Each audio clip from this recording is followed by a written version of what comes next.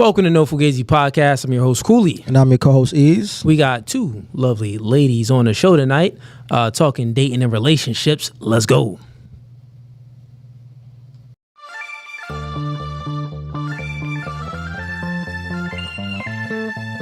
And y'all see the suit too, man. Listen, new studio, new podcast, by the spirit, not by the letter. Bro, we can go verse for verse all day long.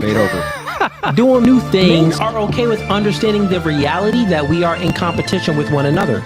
But you ladies think that you're special. You are in competition. Men are men of their word. So here's my word. I'll fly you out here and we can do it in person. And after that, we can box. I'm about my business. So remember I said, when I ask you these questions, I will dismantle your entire argument. That's the end of the debate, my dog.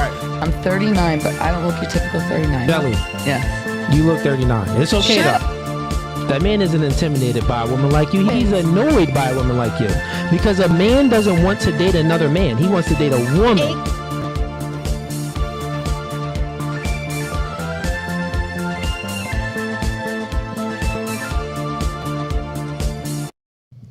All right, ladies and gents, welcome back to No Fugazi Podcast. We got a chill stream pretty much today, but I don't know. We got two ladies on the show, and it looked like they got some smoke for us tonight. I think that's the case. They may have a whole lot of smoke for us. They said, you know what, Cooley, I don't like the things you be talking about and saying about women, and when I see you, it's on and popping. We got security in the back. Chill out. Don't do anything yet. Chill. Relax. We know they're a little crazy right now. Relax. We good. But anyways, no, we got let's get to normal schedule programming. We got a few links in the YouTube description. First link is going to be for the membership. If you like the podcast and want to continue to support the show, become a member. We got 3 tiers. First tier is gang, second tier is hitman, third tier is mob size. You join any of those tiers, you're welcome to the cookout. Ease, what you bringing to the cookout, man? What I'm bringing to the cookout? Women's. Bringing women's. We need company, bro. We need to make it interesting. So. All right. What you bringing to the cookout? Just salt and pepper. Man, what you bringing to the cookout? Yeah, that's what white people season with too. Just salt and pepper. That's it. That's about it. That's so bad. What you bringing to the cookout? Usually I bring Speak to the mic though. Usually I bring baked mac and cheese. Baked mac and cheese. Yeah. What's your nationality? I'm Guatemalan. Oh, you're not gonna bring no tostones or no rice and beans? No.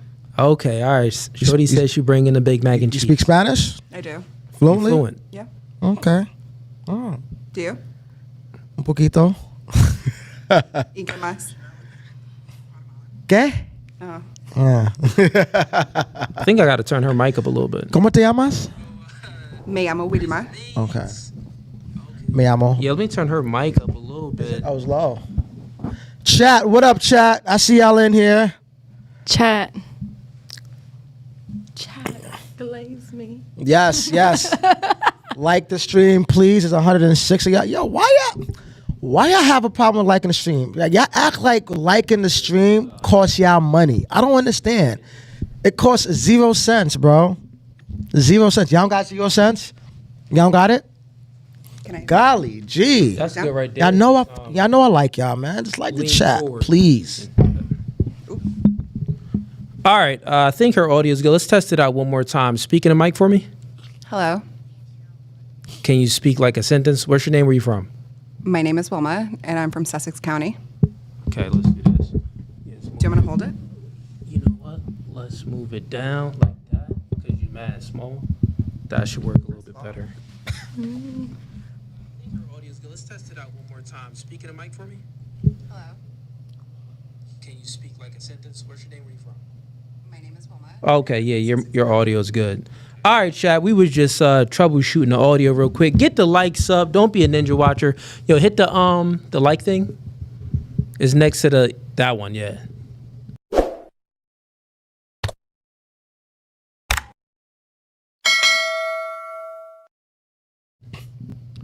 All right. So we're gonna go with actually let me finish up with the Intro. The intro. All right, so the first link in the YouTube description is going to be for the members. The second link in the YouTube description is going to be for one-on-one consultations. If you want to speak with me directly and privately, you can book a one-on-one consultation with me. The next link is going to be for the Clips channel, where we post clips on there. If you don't have time to watch the full 2-hour or 5 to 8 hour stream sometimes when I'm doing my open panel debate night, go on over to the Clips channel where we break things down into shorter clips.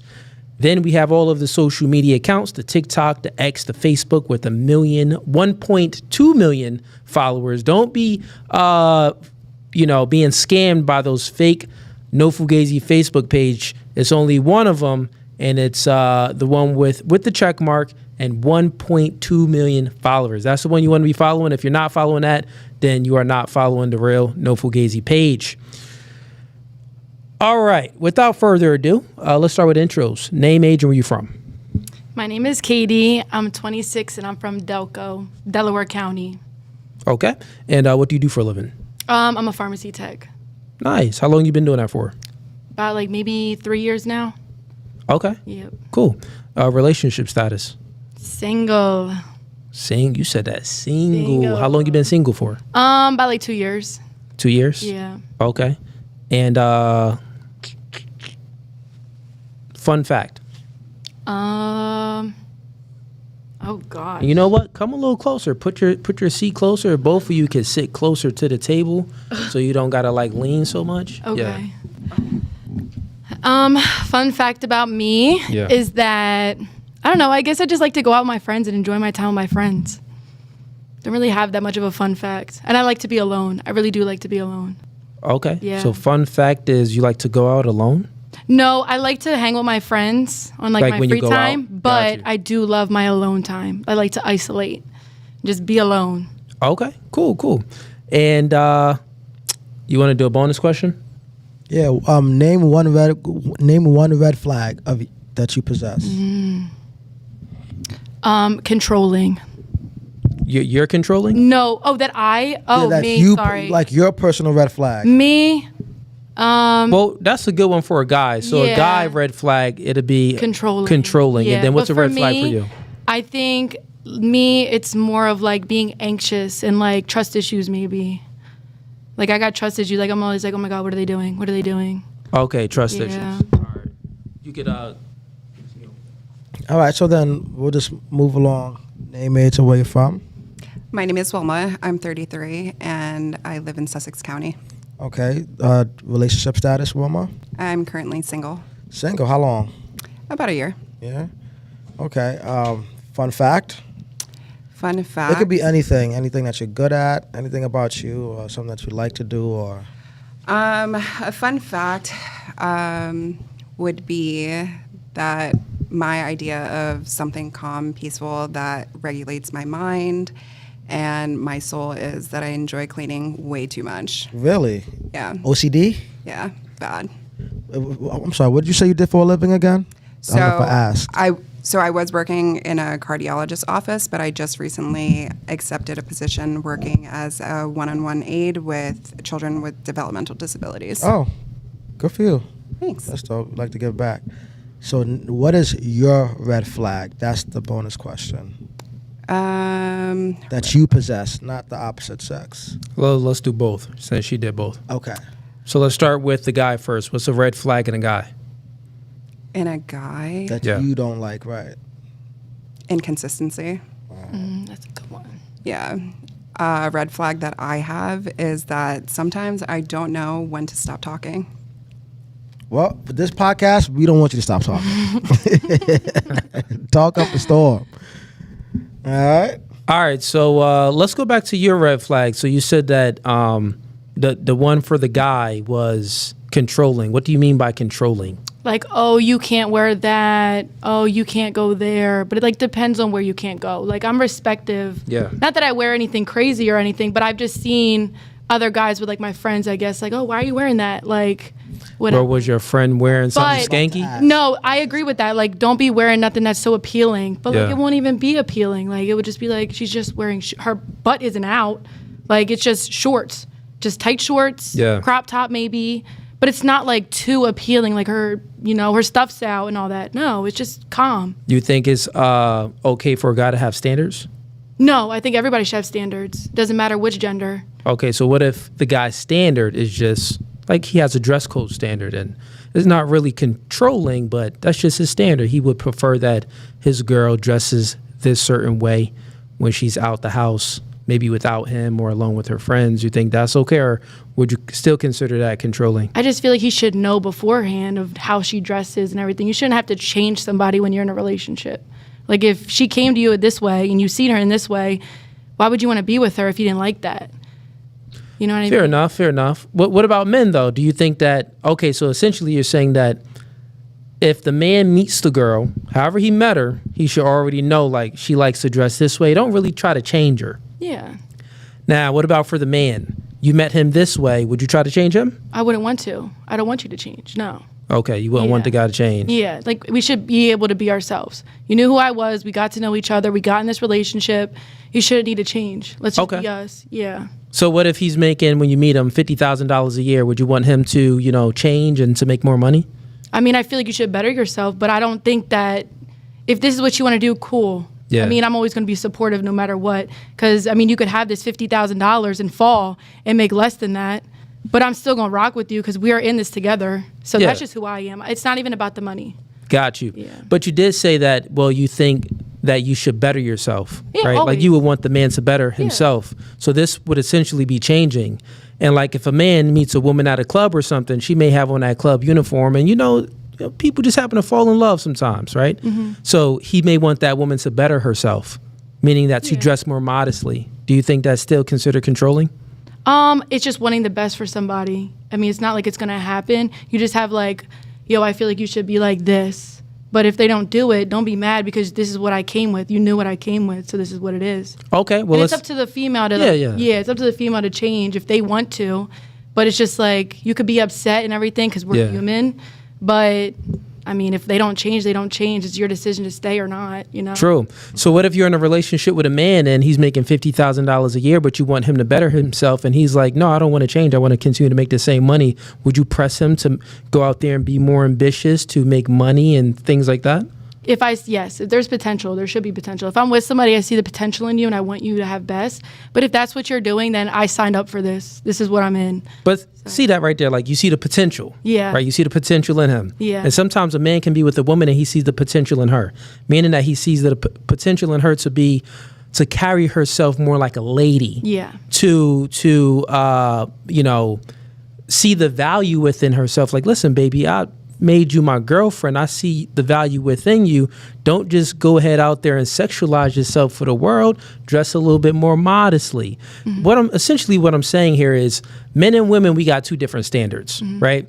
Like your standard for a man is, you want him to be the best version of himself, to make more money, maybe to even get stronger, get in the gym, to be a protector and a provider.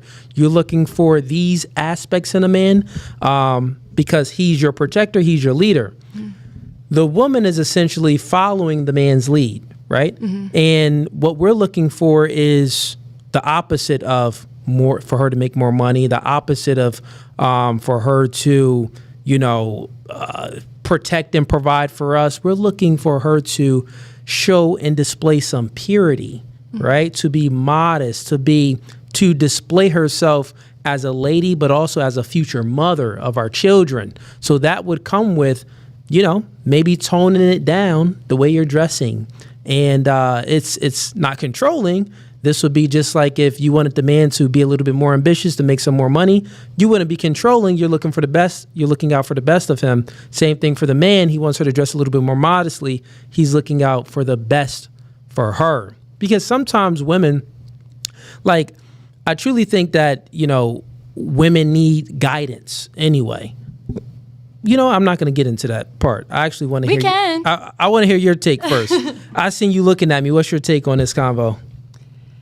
I think that one of the things that females struggle with is the fact that males already have a lot of things going against them in the world. So going out or even having your partner go out in a public setting like a club or wherever the event is, and you're dressing very promiscuous or whatever the case is, you're already putting your partner in a really bad situation where now they have to protect you. Now you're putting your partner in a situation where now they have to defend you, and you're putting them in just a bad situation overall. So I actually learned that from my ex, so shout out him. Okay, all right. So you don't think it's controlling if a man says, I don't want you wearing that, take that off. You're going to go ahead and take it off?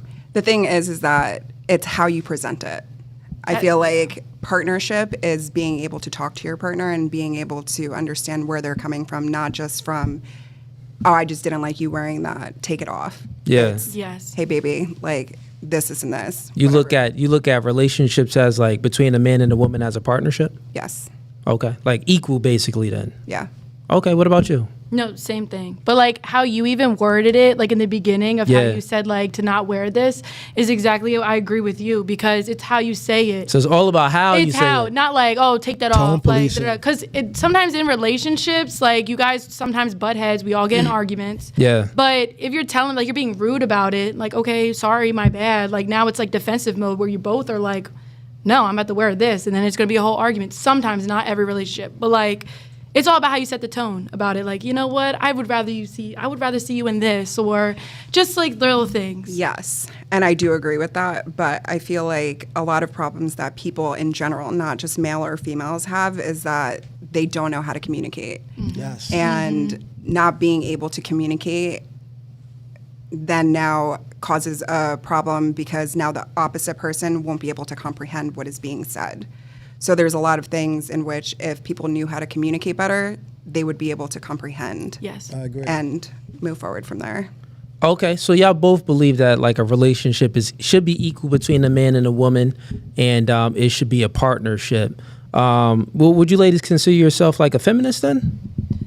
I don't know. I wouldn't say yes, it should be equal to a certain amount, like a certain thing. Yeah. I feel like everybody should bring to the table and everything like that.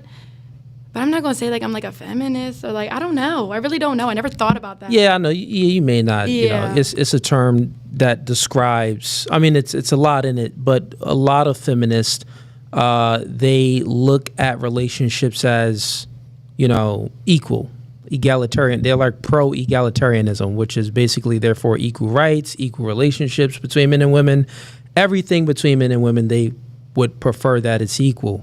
So that's why I just asked the question, because if you're looking for, the thing is this, right? If you're looking for a relationship and you want it equal, then it makes sense why you want the man to speak to you a certain way in a certain tone, because you look at it equal. For example, if you're if you both of you ladies work, right? Where'd you say you work at? Pharmacy tech. Pharmacy tech, and where you work? Out of school. You work at a school. So, like, does the principal speak to you differently the way you speak to him? Like, can a principal say, call you down to the, hey, I need you here. Can you come here now? Hey, I need you to do this. We're making some changes in the school as far as the, XYZ, and we're following this program now. This is what I need you to do. Like giving direction, leading you because he's the boss. There is a different tone and a different way the principal speaks to you and you speak to the principal, right? Right. But there is a huge difference when you're in a partnership. In a professional setting, there's always going to be a higher ranking. But in a relationship, it's something completely different. Got it. So what about for you? For and I feel like it's the same thing when you're in a professional. It's just different. It's a different environment. Got when you're it. down with somebody. But now that when you said like equal this, equal that, sometimes it's not going to be equal though. Like when you're partnered with somebody, it's not always going to be equal. Like maybe I It's not lost my always job or whatever. Now it's like this. It's like 90-10. Like, you know what I mean? It's not always going to be like this all the time. Meaning, what I'm looking at is more like the way you view the man. You view the man as your equal. That's what you ladies mean, right? I mean, It's not. I don't know. Like, it's just not always going to be equal, though. You would like it to be like this. We're all You would human. like it. In terms of But responsibility, you mean in terms of responsibility? and like even other things. Like, Well, if not they're- even so. What I'm saying, because she explained it good, Yeah. and I just want to know if you agree with that, because she broke it down and said, "Well, I'm a teacher, and when I'm working, the principal, my boss, there is a hierarchy between between that relationship, meaning that he's my boss, I'm subordinate to him." And I'm the employee. I'm just a teacher. I have a different status there. Yeah. So do you look at it? But so do you look at relationships that way too, or do you look at relationships as equal? Oh, no, probably equal then, because it's just different environments. Okay, Yeah. got it. See, and that's the reason why I'm asking these questions, because it's interesting, because essentially there's different responsibilities for your principal and you. So your boss, different responsibilities. You're a pharmacy tech, there's a different responsibility for your boss and you being a pharmacy tech. And the reason there's a hierarchy and your bosses speak to you differently because he has a different position than you have. And truthfully, it's the same thing in a relationship. Same exact thing. There's a different position in a relationship when you're in a relationship with a man. So your man, what do you look for from him? You look for him to protect and provide for you. If someone slaps your butt and he doesn't do anything, you're going to break up with him, right? It would be a conversation. If someone slaps your butt while you're walking and the dude looks at you and slaps your butt and your man doesn't do anything at all, you're going to be with that man? Exactly. Why are you looking at me like? Be honest. Yeah, I Truthfully, wouldn't are you say it really happened going to be before. with that man? I would check him, because it's at the end of the day, it's my man, and like if you can't be a man and like this just happened to me, why can't you stand up for me? I'm not gonna let that Exactly. be why we break up. Exactly. Well, exactly. Yeah. That's what I mean. It's going to be real issues. Yeah. What about you? Would you break up with him, or will it be just real issues? I feel like in that situation, I'm somebody who I don't wait for anybody else to defend me. I probably would then react first. But if I'm just focusing on my partner at the time, yeah, there'd be 100% an issue. A big issue. Yeah. Like, Because I would never allow any female to go up to my man and slap him, regardless if they had a past or anything like that. Absolutely not. Because what is mine, I'm going to protect. Just like, not a possession, but he's my man. Just like I'm his girl. Like, that's just what it is. okay, what's worse if your man cheats on you? And you can ask this question too.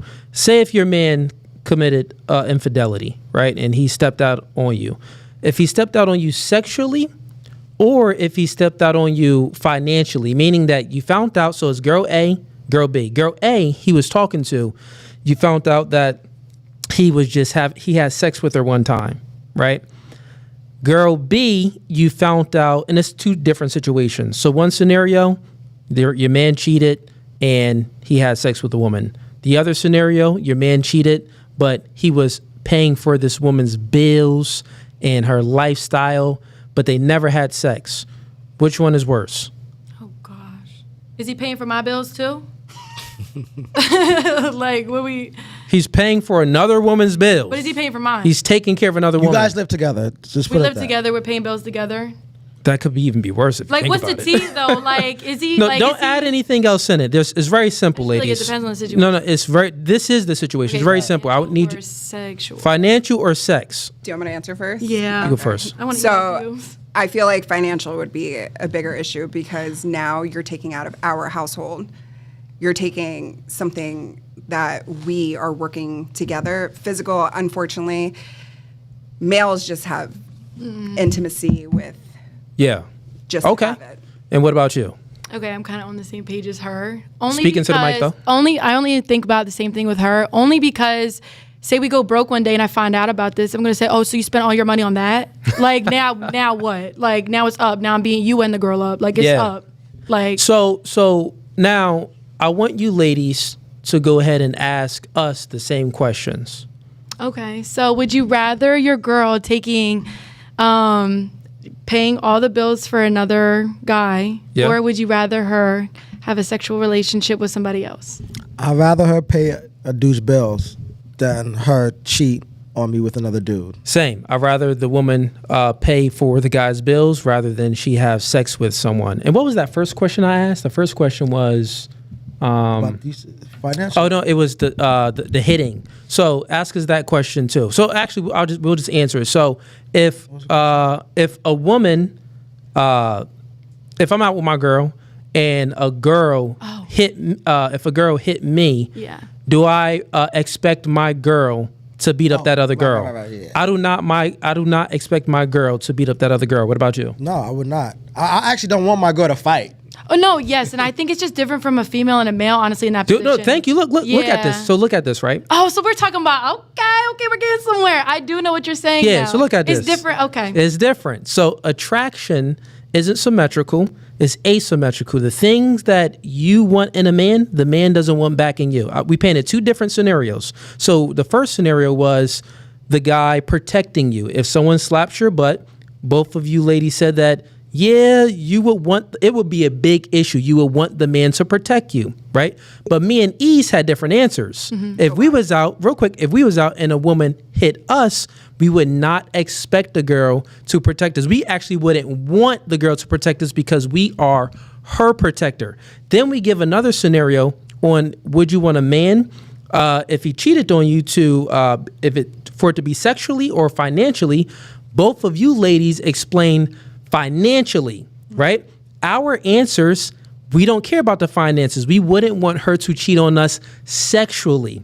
So therefore, this creates a imbalance between roles in a relationships, right? Meaning that you are looking from the man, you're looking for the man to protect and provide for you.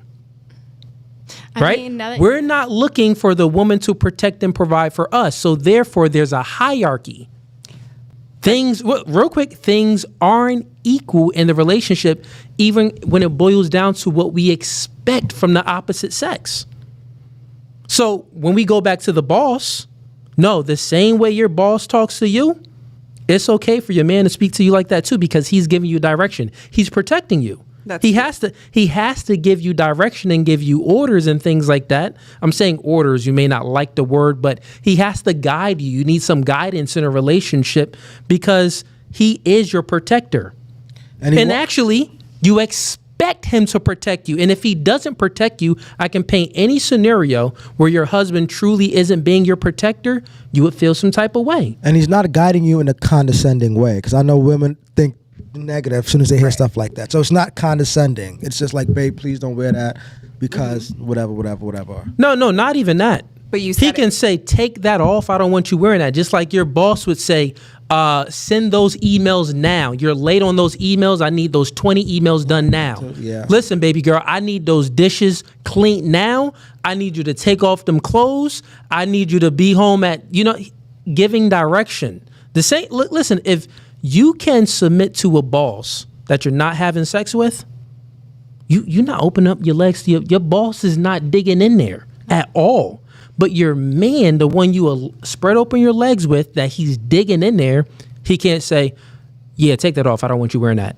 Without you saying, ew, I don't like you talking to me like that.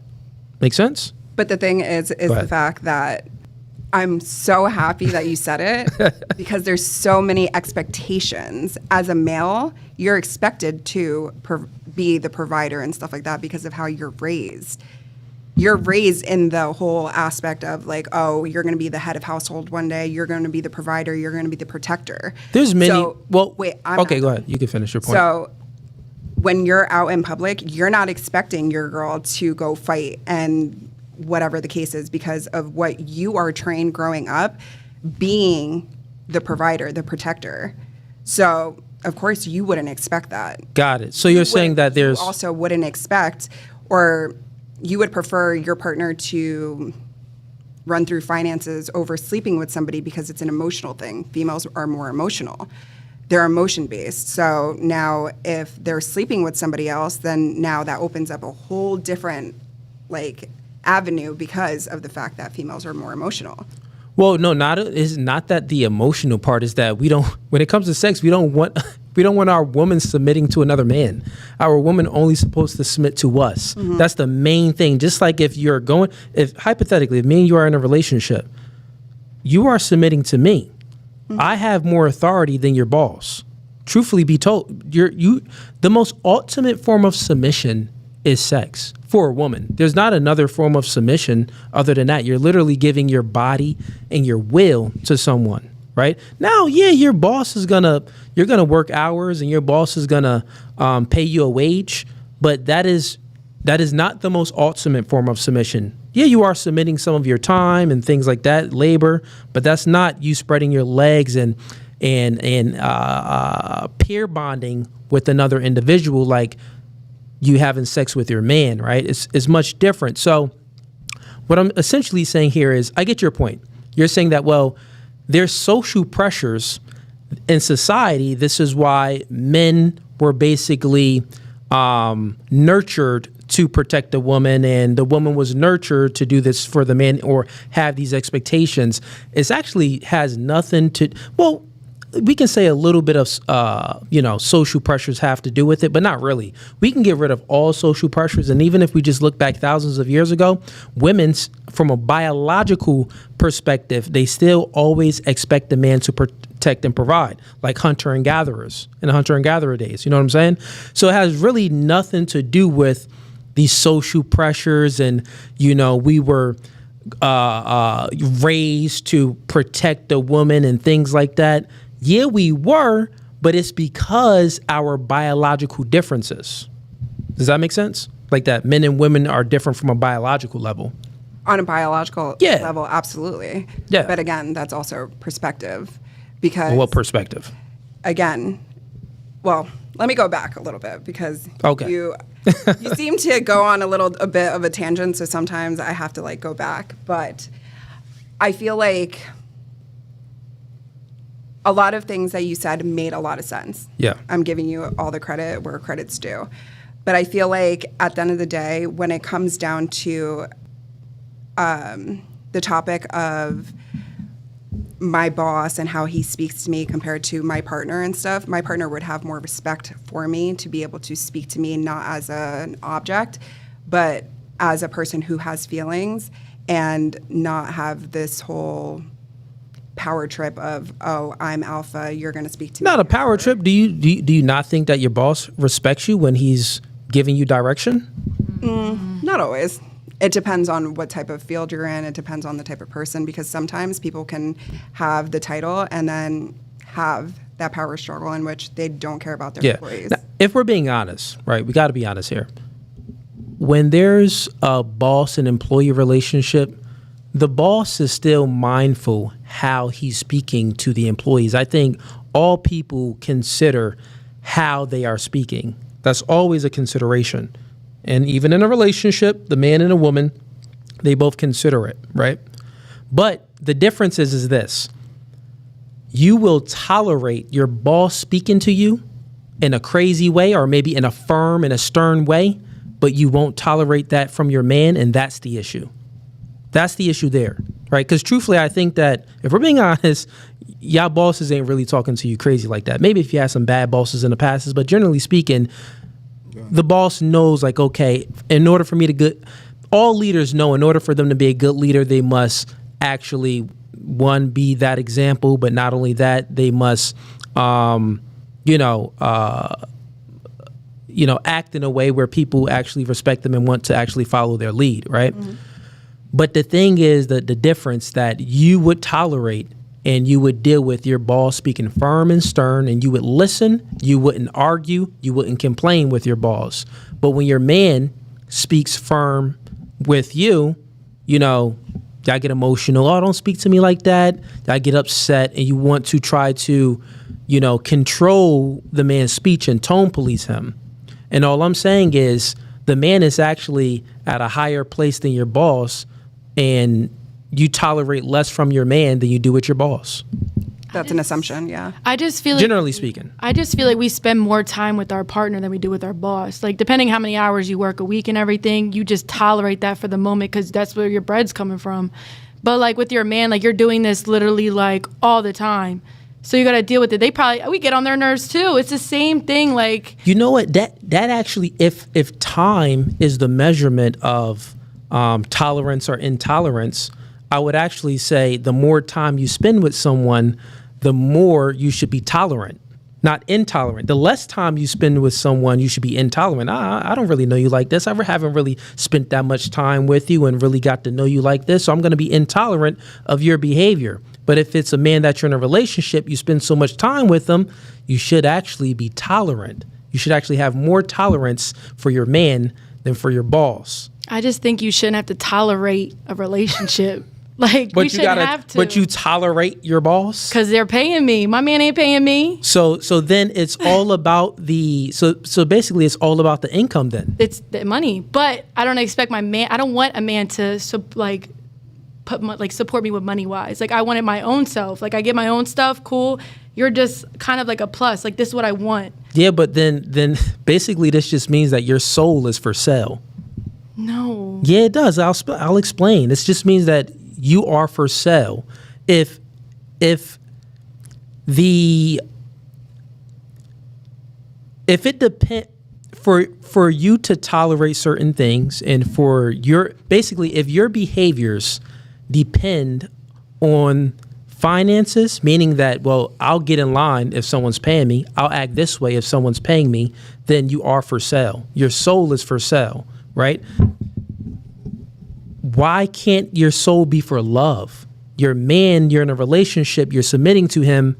I think that love should supersede, finances. Don't you think? Like, y'all women, y'all supposed to be all lovey. Yeah, so basically, all loving, right? We love a man. Like, if I had a man, I love him. But my job, though, we don't always love our job. It's just we got to financially have something. We got to pay our rent, pay our phone bill. If we have kids, we got to make sure we have money for the kids. It's just a different environment. Like, we tolerate this with our man, but with work, like, it's not even tolerate with the man, because I know I said that we shouldn't have to tolerate a man.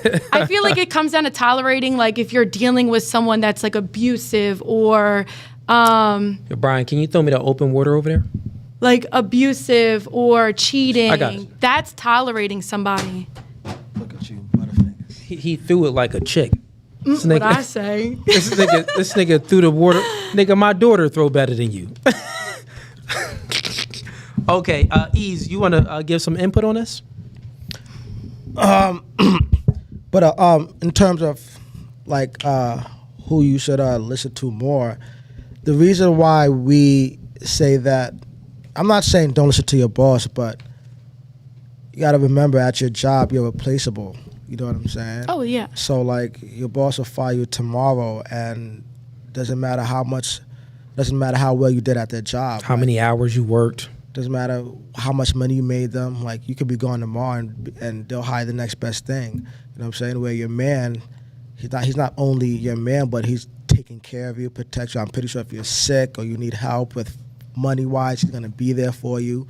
You know what I'm saying? And vice versa. So, like, pretty much your man is going to be way more loyal than your boss, because you're not saying that your man can't leave you, but... They can. I know they can't. Anybody can leave anybody.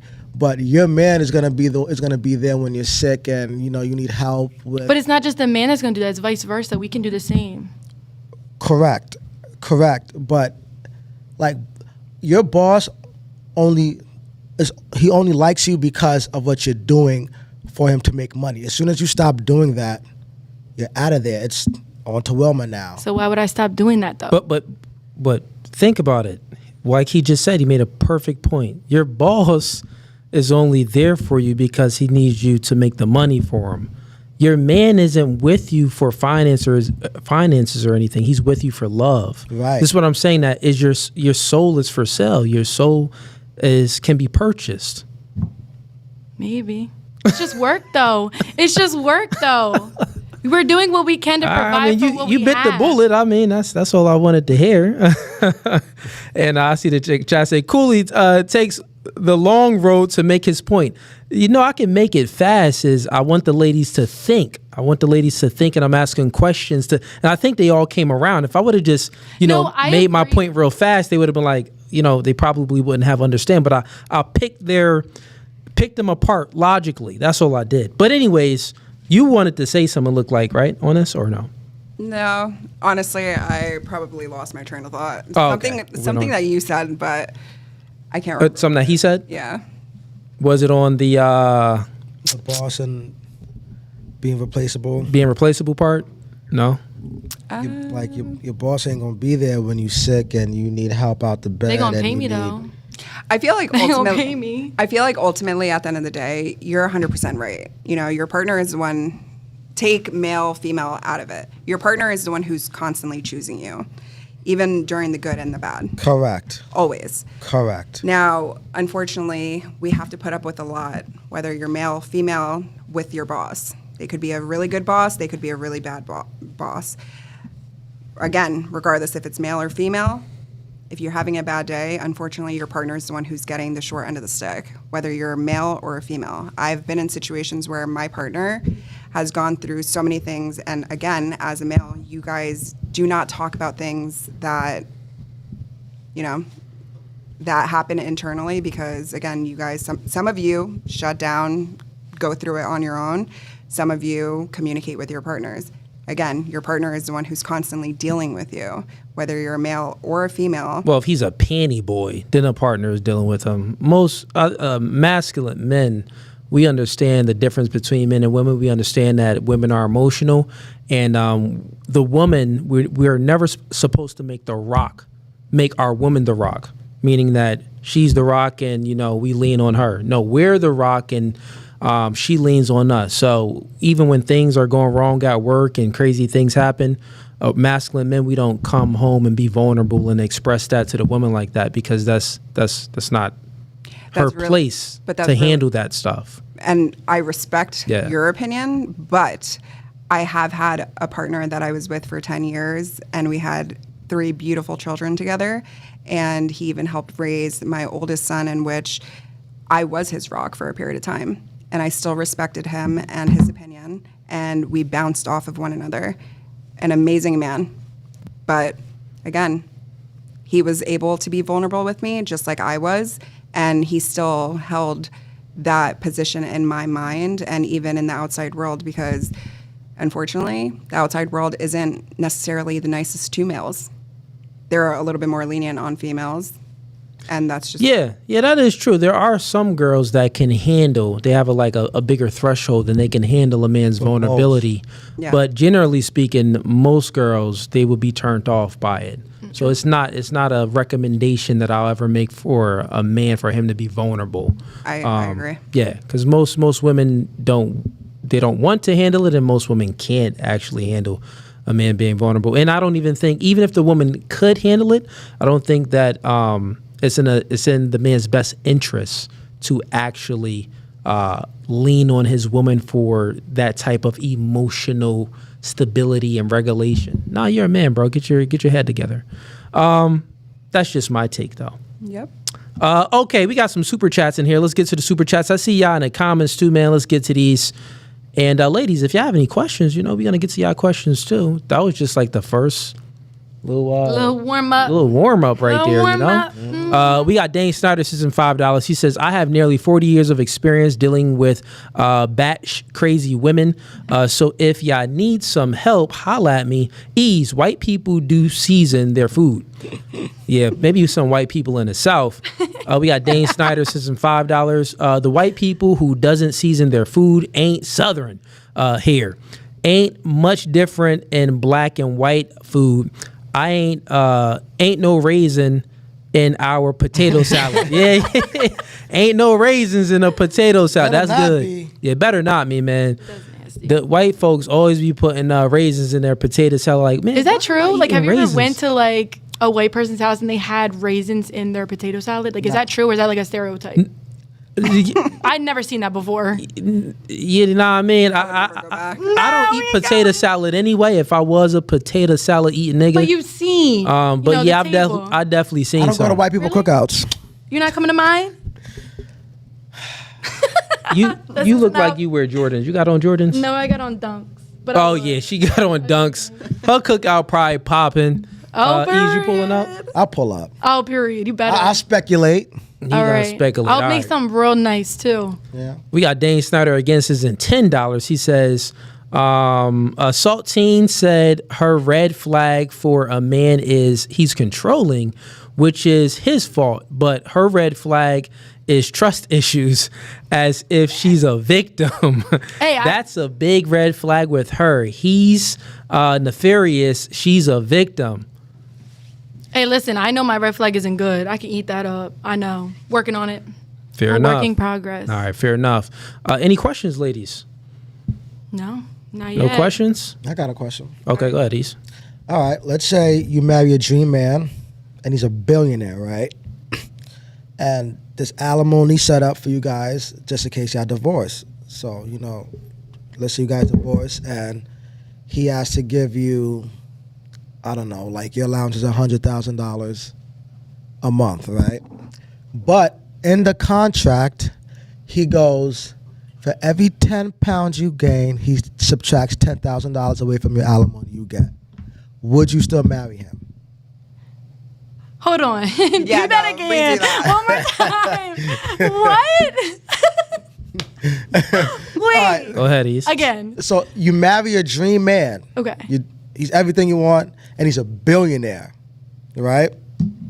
And he in the marriage contract, there's alimony set up. So like, let's say you guys divorce, he has to give you a certain amount of money per month. Mm-hmm. It could be any number, right? It could be $1 million a month because he's a billionaire. Let's just say that. That's if y'all divorce, you pay $1 million a month, whatever, something like that. Okay, go ahead. Right. He's a billionaire. So let's say, in that marriage contract, he goes, Katie, Wilma, for every 10 pounds you gain, I will subtract $10,000 from your alimony.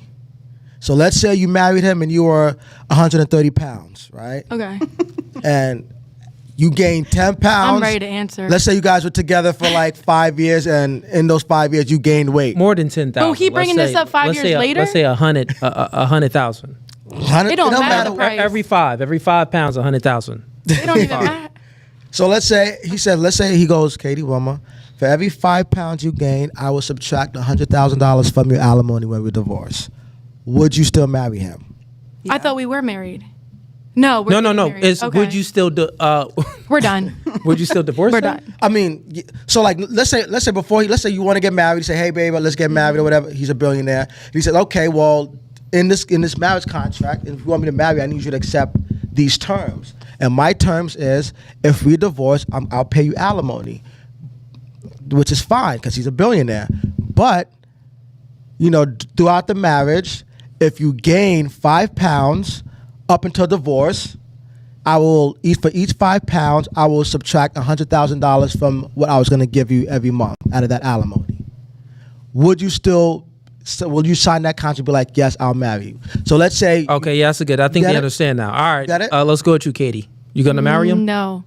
You want to Okay. marry. And why not? Because I feel like you just don't love this weight. Like, if I put this weight on, baby, you better love this. Hey, yo, We could play that's hide crazy. the Twinkie in my rolls. Like, Chicks don't want to take. Oh, Rose is crazy. Chicks don't want to take no accountability. All right. no, but the thing is, like, I should be healthy for myself, though. We should be together on this. Like, I don't know, if I gain some weight, oh, my bad, I ate too much. Or, oh, my bad, I'm not working out. Or I'm not up to my potential. Sometimes we get in our little depression But mode. remember, listen. Let's say you guys were together for 5 years, and you let's say you agreed to sign. So but at the start of I'm going to be wrong marriage, regardless. let's say I'm going to be wrong regardless. at the start of the marriage, let's say you were 130 130. pounds, right? And 5 years go by, and you know that you remember you agreed to this, so you still have time to lose that weight. If you plan on divorcing, because women initiate 90% of divorce, so if you feel like if you're ready to divorce them and you check your weight and you're 180, Ooh. like, you know what I mean? Like that's hella money you losing. So like you could still lose that weight before you file that divorce. Well, It's hard nah. to answer because I don't want the money. I don't There's no care. going back. If you Okay. gain the weight, even if you lose it, you still lose that money. Even better. Yeah. It's no going back. Because we don't like chicks go. Why your weight fluctuating so much? Like, unless you pregnant, right? Right. Okay. Then there's an exception. But you got 8 months. You have a baby, 8 months to get that weight back. Yeah. I would want to get that weight back, though. So answer the question: would you still marry him? Would you still marry him? Well, no, she already answered. She said no. She said We no. on to you. I don't know. We on a you. I'm gonna be wrong regardless. We on a you. So I actually would marry him. It takes 21 days for you to build a habit. So I would build the habit revolving around working out to staying consistent. So I'd be I feel like he wouldn't love me. I'd be either, yeah, but you got to love yourself enough to. 1,000%. You know. So I would still marry him. This was a trick question, actually. Thank you, Eve.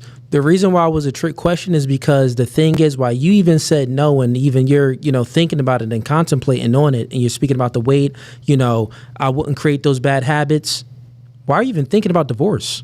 True. If you're marrying this man, you shouldn't even be thinking about divorce. It's a forever thing. You know what I'm saying? Right. So if it's a forever thing and you're locked in with him, it doesn't matter really, truthfully, right? The thing is, you ladies really didn't like this control factor that's in here. Oh, I don't want to be responsible for gaining.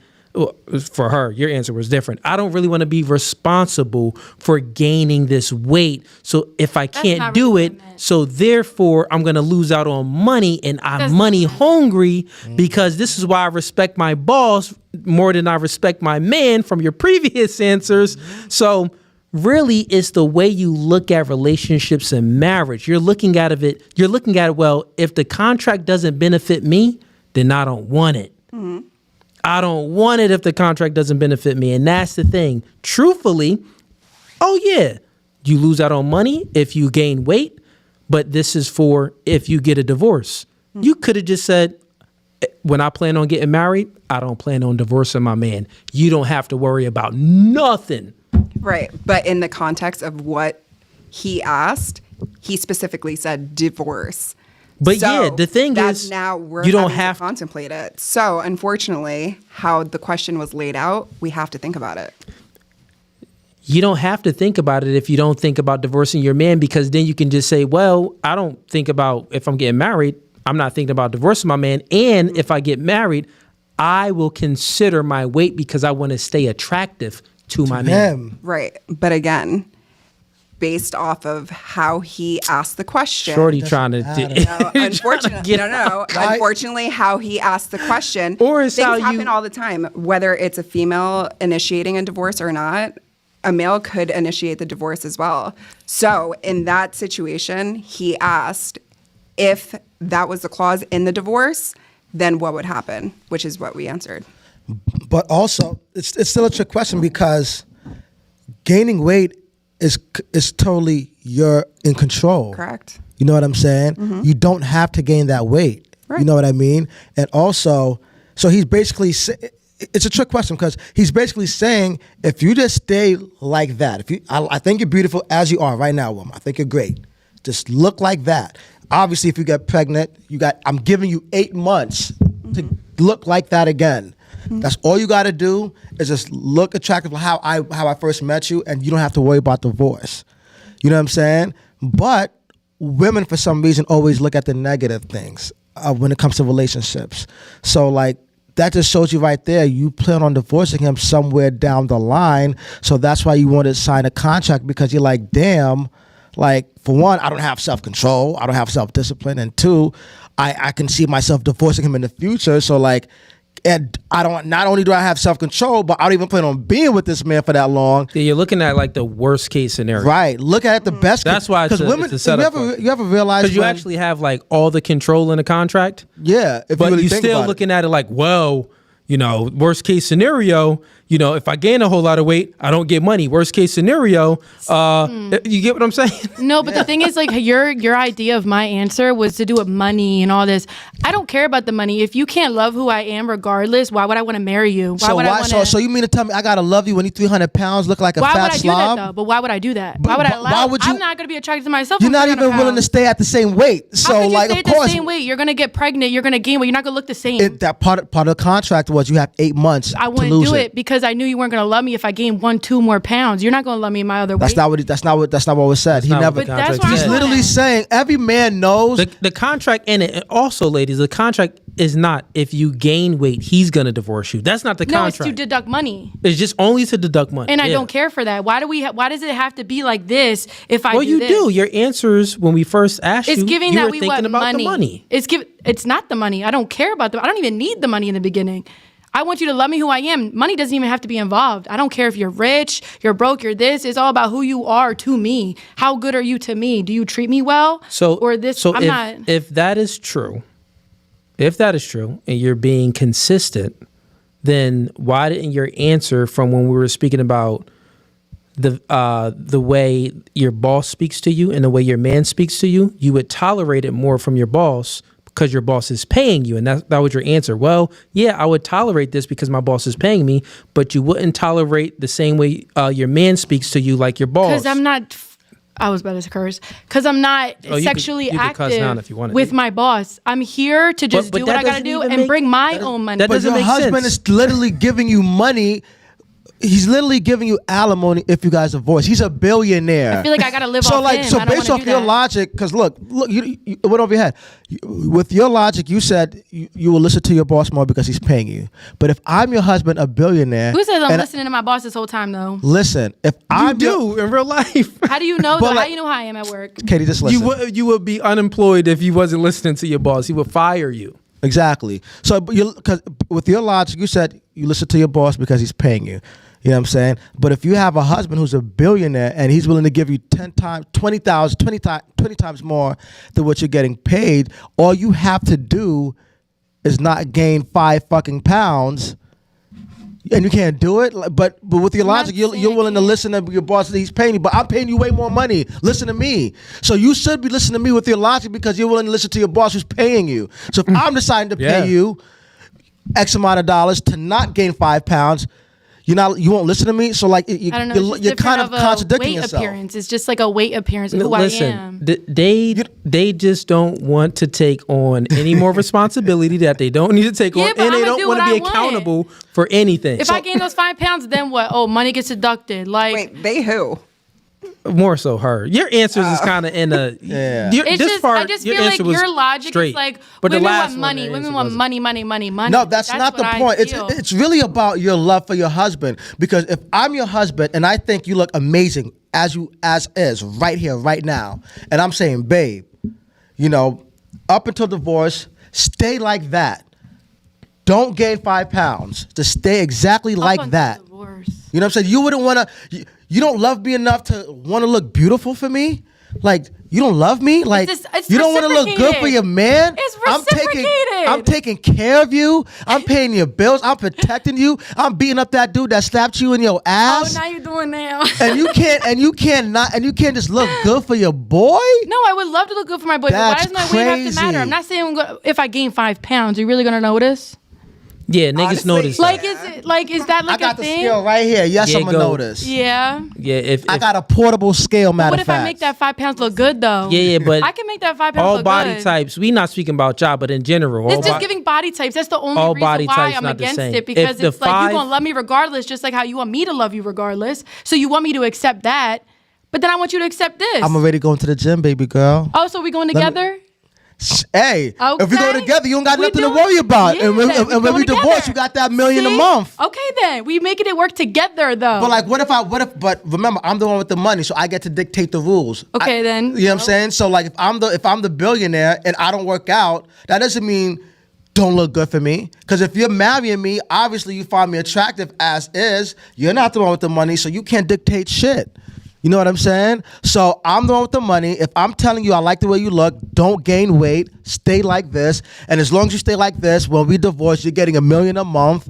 Like that's motivation in itself. The crazy thing is, it's like we gotta basically essentially pay the woman to not lose weight. It's crazy. It's crazy. You shouldn't want to lose weight for yourself. You should value your body and your health. Exactly. That's my point. If I gave that 5 pounds, I look good in that. It. Your answer was different than hers. When he asked you the question, right? Your answer was, "Oh man, I don't know, because if I gain some weight, then I'm gonna be losing money." And I don't care about the money. Now it's just you're putting me in a contract of this and that. It shouldn't have to be no contract. You plan on being 300 you pounds? You with me or not? We getting married or not? You getting on one knee or not? Fair enough. Nah, because you're not signing a contract, baby girl. I don't need to sign no contract. That answer switching up. Let's get on to the super chats. We got Wicked Dreams says $5. He says, ease. As a white guy, I can bet you that you will eat the food I make. Yeah, he's a chef. I'm pulling up, bro. I'm pulling up. Everybody coming at me, I'm pulling up. And that food better be good, too, because I'm going to put on my story and everything. And when I get back on the podcast, I'm going to let Cooley know if it was trash or not. So I'm pulling up. All right, we got Dane Snyder sends in $5. Ease, tell me when you're coming to South Alabama, and I'll put on a cookout just for you. You'll fit right in.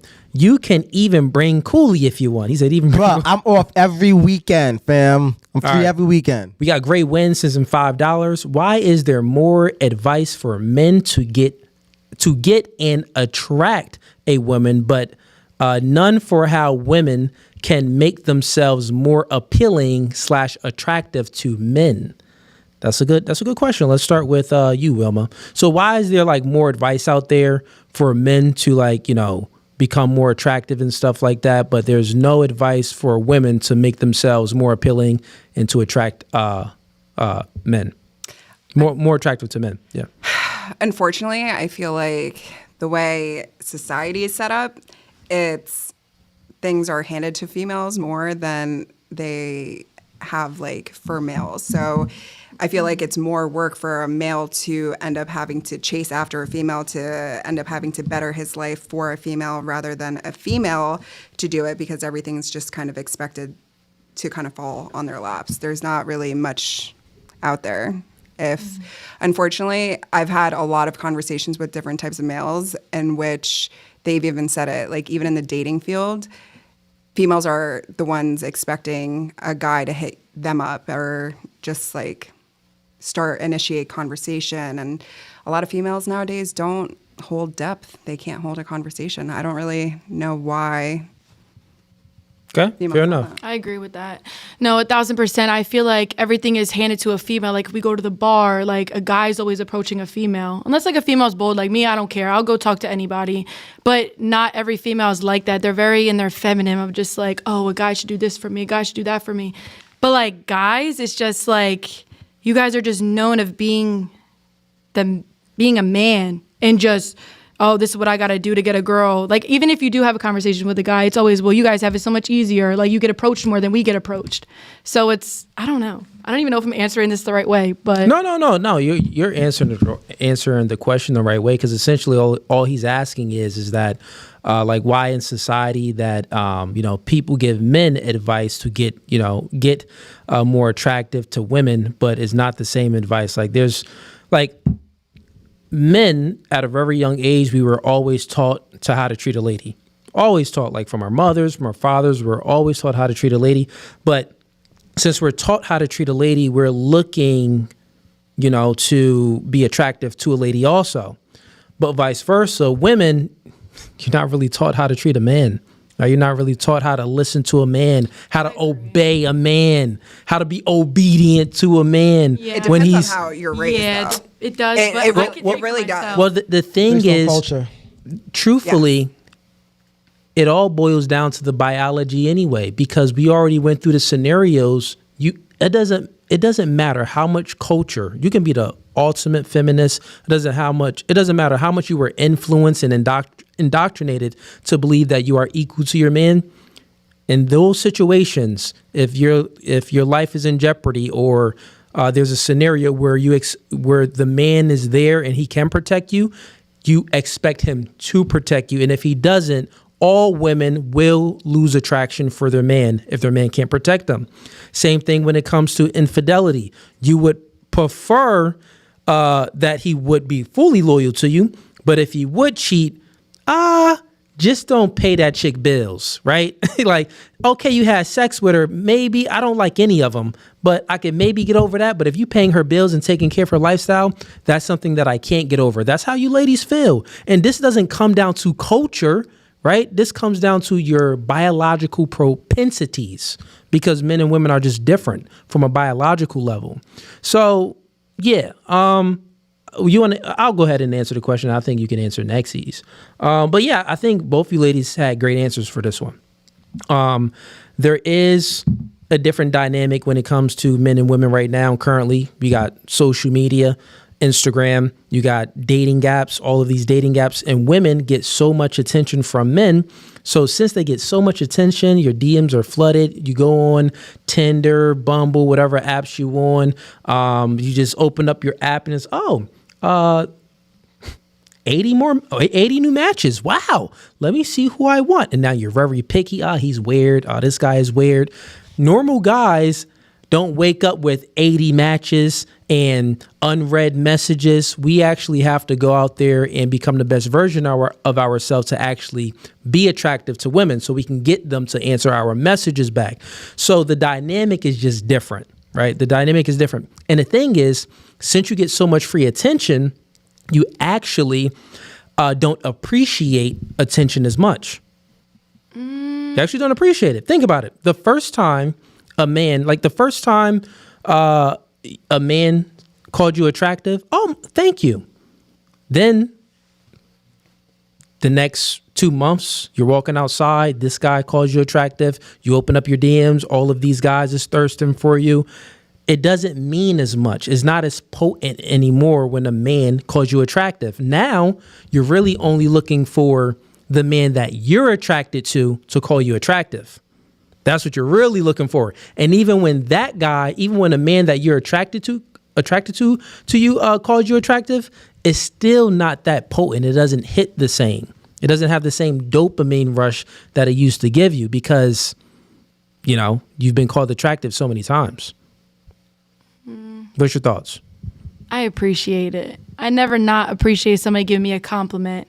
Not saying like, it happens all the time and this and that, but like, oh God, I don't even know how to word it.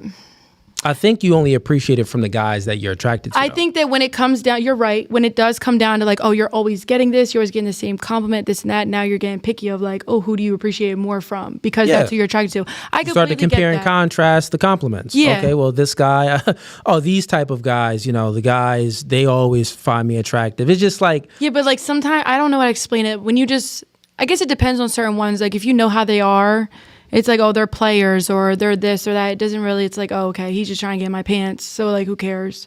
Some people are actually genuine with what they say. But it's more of like he say, she say, like, he did this to me, but then that person's giving me. But yeah, that actually proves the point because think about it. You said that, it's this guy. He's just trying to get in my pants. So you already know the type. You already put guys in certain categories where, that's this guy. When he compliments me, I already know what to expect. He's trying to get in my pants. That's this guy. When he compliments me, he's not really my type. So that doesn't mean anything. So you already it's putting just he say, she say when it comes down to a guy like, he hit on my friend too and he did this to my friend. Now he's doing it to me. That's but what I'm saying is, you don't really appreciate it as much. And it's actually 1,000%. I do agree with you. Okay. What about you? You agree with that? I mean, I can appreciate a compliment, but I don't know. I don't like necessarily being sexualized or anything like that. I'm not somebody who's well, we're not. A compliment isn't sexualized. A compliment is, hey, you look nice today. If I'm referring to my DMs, I don't necessarily like that. It's not even that I'm posting anything like provocative or anything like that. I could literally just be posting my face, and a guy will slide in my DMs and say, but that's because you get it so much. Right. So they have full-blown conversations with themselves. Yeah. But that's because that also proves my point even more because you get it so much. Think about the first guy that called you sexy.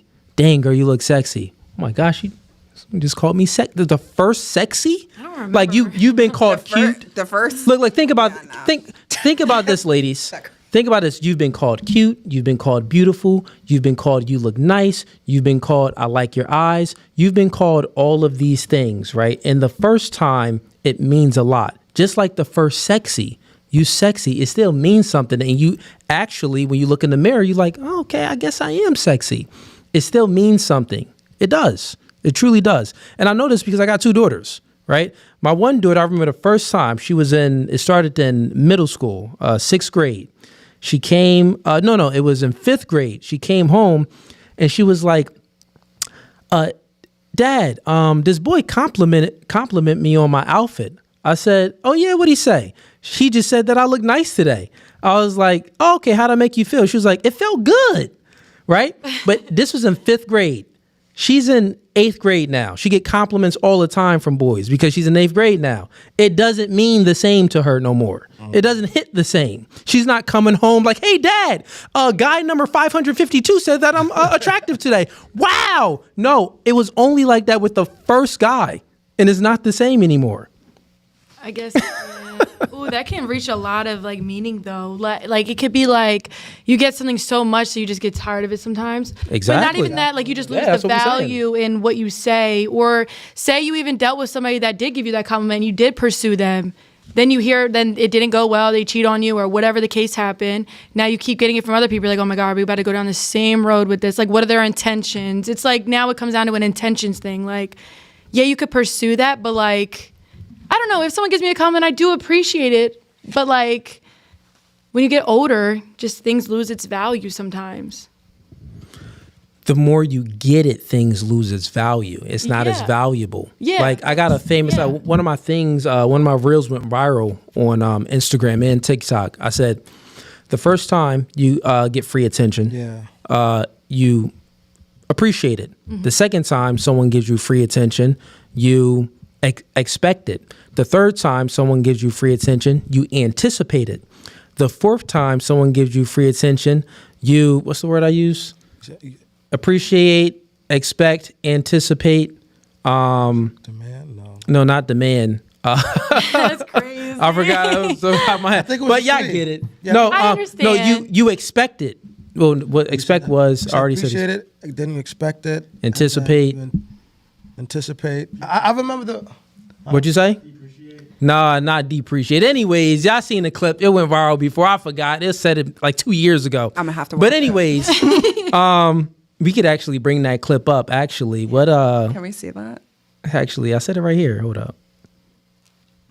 First time, it creates appreciation. When you give someone something, anticipate Hold up. Here it is. Here it is. something for free the second time, it creates Bring it back, anticipation. bring it back, When you bring give it back. someone Hold something up. for free the third time, it creates expectation. Fourth time, it creates entitlement. Entitlement. It creates dependency. Yeah, there it goes. There it goes. So the fourth time is entitlement, meaning that you feel entitled to people giving you free attention. Like we should be complimented. Like we should be like It's what you're not confidence. complimenting me, right? Yeah. By the fifth time, if someone gives you free attention, you actually depend on this free attention. Now you see a lot of those girls on Instagram. They're always posting booty pics. They're always seeking out attention because they depend on all of this free attention and this validation from men because they want to continue getting this dopamine hit. Because remember, the first time someone gave you free attention, it gave you a dopamine hit. Now, the only way you can get that same dopamine hit as the first guy is going to be like 10 guys and one day got to give you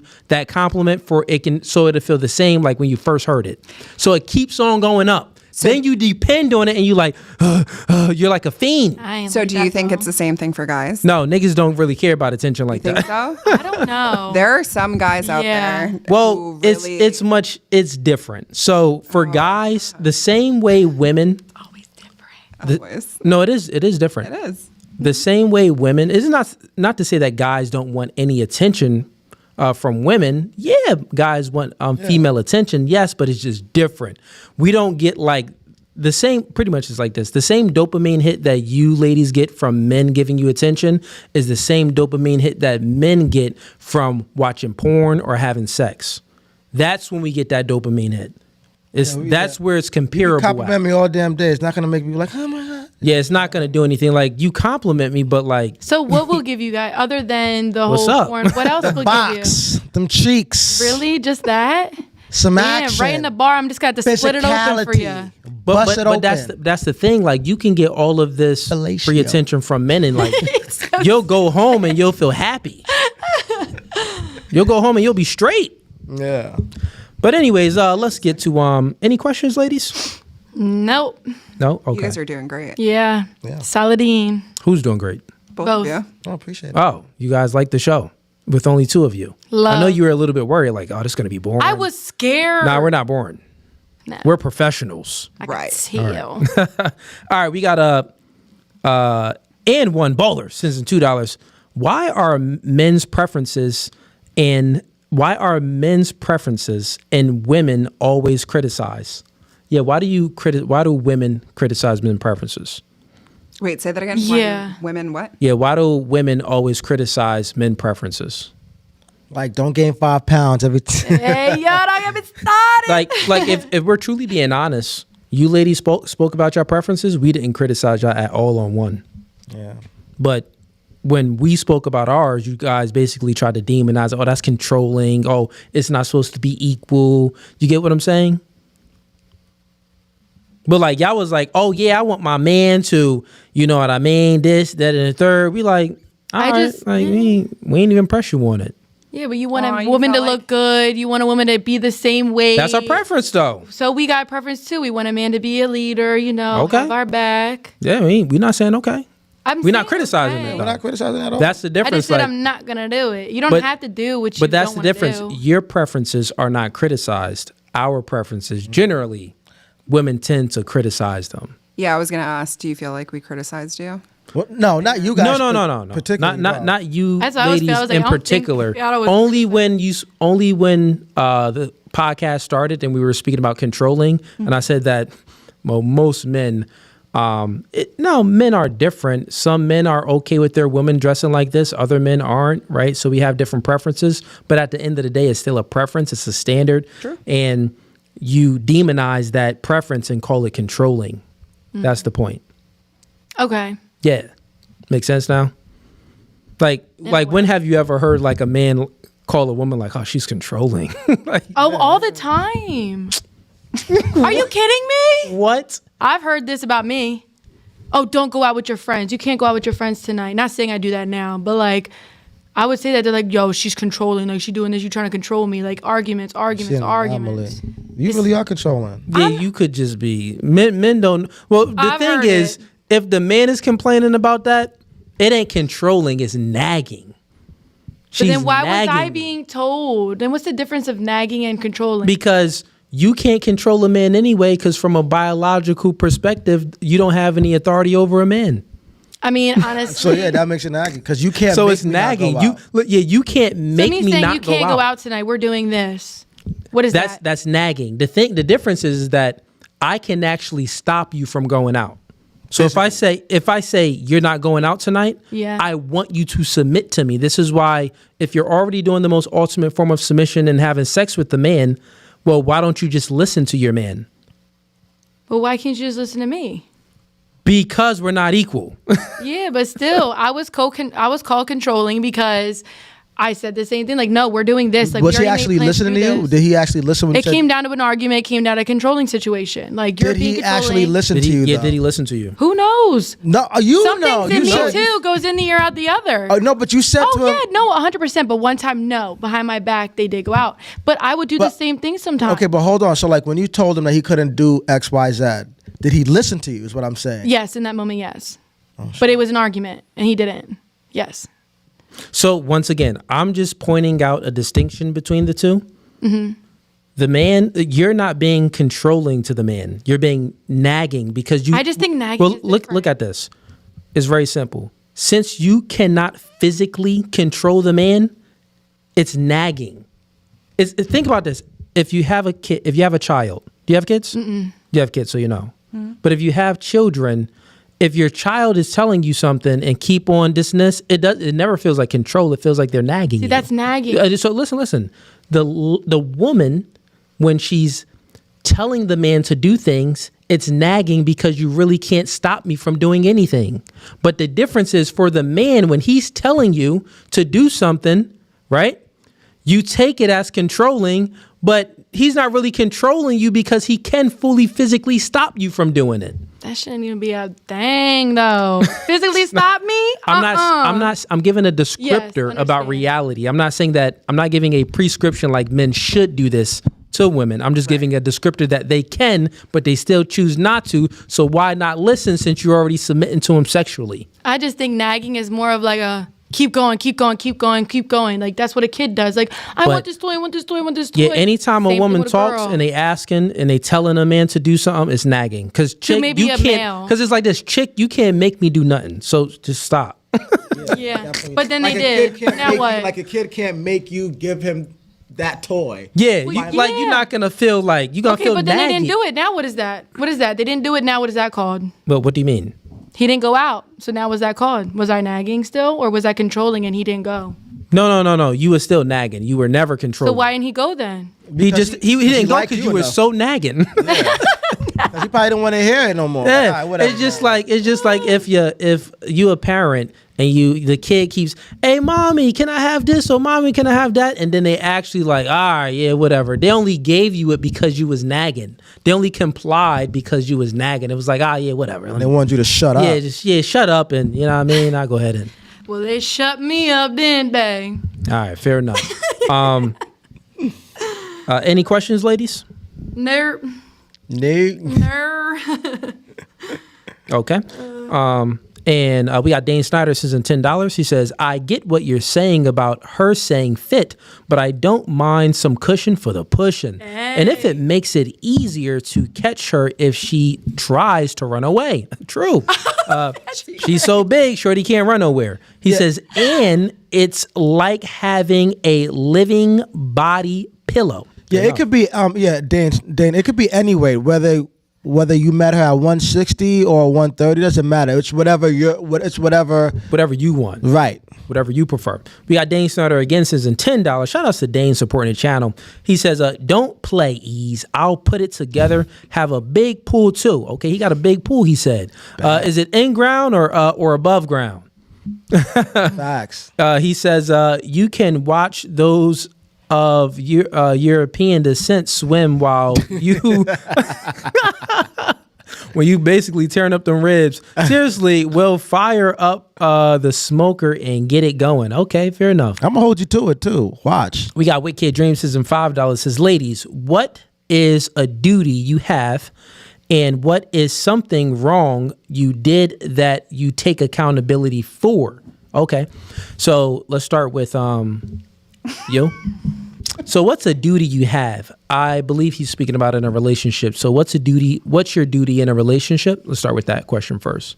A duty that I have in a relationship is, I mean, I can't be nurturing like a mom, but to be supportive. Supportive can tap into a side of nurturing because I am a mom. So I have that, like, I don't know, that quality. And then what was the other part? Okay, so your duty is, you said nurturing? Yeah, nurturing, supportive. Oh, okay. And how would you nurture your husband? Nurturing my husband can look in a multitude of things. So for my ex-husband, he was very big into fitness. So he would work 12-hour shifts and I would meal prep for him for the week. Because it was an easier thing for him. It's one less thing to take off of his plate that he just didn't have to do. When he was tired, rub his back. You know, he had a stressful day. Allow him to vent. Even just allow him to have that time to himself. Because sometimes you don't want to have a conversation. You just want to be next to your partner. Dope. I don't even think I could top that. Okay. Sorry. It's not really about topping it. It's just about giving an answer. But the second part of this is, and what's something wrong you did that you take accountability for? So I know. when have you ever taken accountability? I actually take accountability a lot more than what people Okay. know. What time did you take accountability? One specifically for him was... I didn't understand that. Wait, time out. You speak about this nigga a lot. You said he was great. No. Who divorced? Who divorced who? I've been talking about. Oh, different people. Yeah. Oh, okay. But Okay. in this particular one, so he was going through like his own stuff and whatnot. So I didn't necessarily. I was being very selfish. I wanted quality time, and I didn't take into consideration that a lot of times males being in a peaceful space where they consider their partner their peace and they had a stressful day, they'll find themselves like relaxing their body to the point where they'll fall asleep. And I wanted quality time. So instead of me acknowledging that and taking it for what it was and appreciating the fact that he could decompress with me and just relax and just be in the most vulnerable So you state. was nagging and taking accountability for that. Yeah. All right, fair enough. And what about you? First question is, what's your duty to your men? Oh boy. You can just be in general. Like, what do you think your job as a girlfriend or wife is to your husband or boyfriend? I feel like kind of gentle maybe, and like you don't want to be the leader. You want to be overpowering for them because it's their duty to do that. But it's like so now it's duties. Hold Remember, I thought it was equal. Wait, time out. Time out. I thought it was equal. Growing in the conversation. You too. She's growing. You said though, duties. but she let her she's Can I talk? Can I talk? Go ahead. Yeah, All right, go ahead. but no, support is definitely the number one thing in my opinion. Support. Yeah. Can we go to the next question about my accountability? Because I'm good on this one. I know exactly what I'm going to say. Yeah. Name a time you took accountability. Okay, the time that what I happened? took accountability was honestly, so like, okay, this is a story. So I just feel as though when you come from like an abusive relationship multiple times and then you're done with that, then you finally find something that's calm. You don't know how to act and you don't know how to be somebody's peace at one point.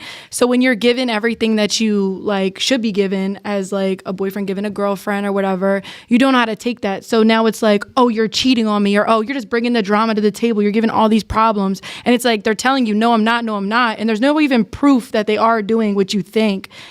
I basically was accusing someone that I was dating that they were doing this, they were doing that. Oh, who's this girl at your job? Who's this? Who's that? You were wrong. And I was wrong. I was wrong because they weren't doing this. They were actually like being my supportive partner as what I should have been with them. So how'd you take accountability? You let them have her anyway? No, there was no one even involved. I was wrong because there was no one really. There was no one. It was nothing. Like there was really nothing going on. You said sorry to him? Yeah, a million times. Rub his feet? He doesn't like his feet touched. I ain't rubbed the feet, but I tried to do anything I could. Fellatio. Tried to do anything I could, but I lost it. I lost the one, but that's okay. Oh, he broke it with you? Yeah. Good man. Good. Hey, good job, man. brother. Shout Good out job. to him. Dodged the bullet. Listen, man, You you done did the right thing, brother. No, that's still my baby, but Listen, it's cool. you done. He still got access to smash when he want. No comment. Oh yeah, he clapping cheeks. Oh, He yeah. clapping cheeks. That's Till the this love of my day? life. I think everybody got a love of their life, though. Till Do y'all? No. Only women have that. Do you? I have like chicks that I love smashing. I probably got like my favorite Yo. eater or Ooh. like, but like love of my life. What's that? And For real? You see why? That's when it comes And down to so- like, I guess the female feelings and guy feelings. No. It's biology. So you have a love of your life. Do you have a love of your life? We already know you do. The way you twiddling your fingers. She thinking about Tyrone right now. Well, she like, was talking about the whole no, podcast. no. like she thinking about it right now. Like, she getting back, thinking about back shots. I remember. First of all, if that's how you twitch, oof, I'm so sorry. I remember. So the thing is, ladies, this is why body count on a woman is so important, Yes. right? You ladies agree with that? Yes, I do. I do. No, I do. Don't be lying. If you don't agree, you don't have to agree. No, I would tell you, dead ass. Okay. Oh, Well, I'm cursing. no, it's okay. Okay. But this is why it's important, because you all have the love of your life. You all have this one man that you can't get over. This one man that if he called you right now, you'll drop everything and you'll run. See, that's why she's smiling right She's now. smiling guys do hard. too, though. Yo, look, Guys she's do smi- too. No. I'm gonna give you the difference. He does not watch this. I'm gonna give you the difference. Listen, yeah, I know, and this is why body count is so. This is why body count is so important to women, is because the same way when women get pregnant, the same way you peer bond to your child. Like when you get pregnant and have children, you release oxytocin.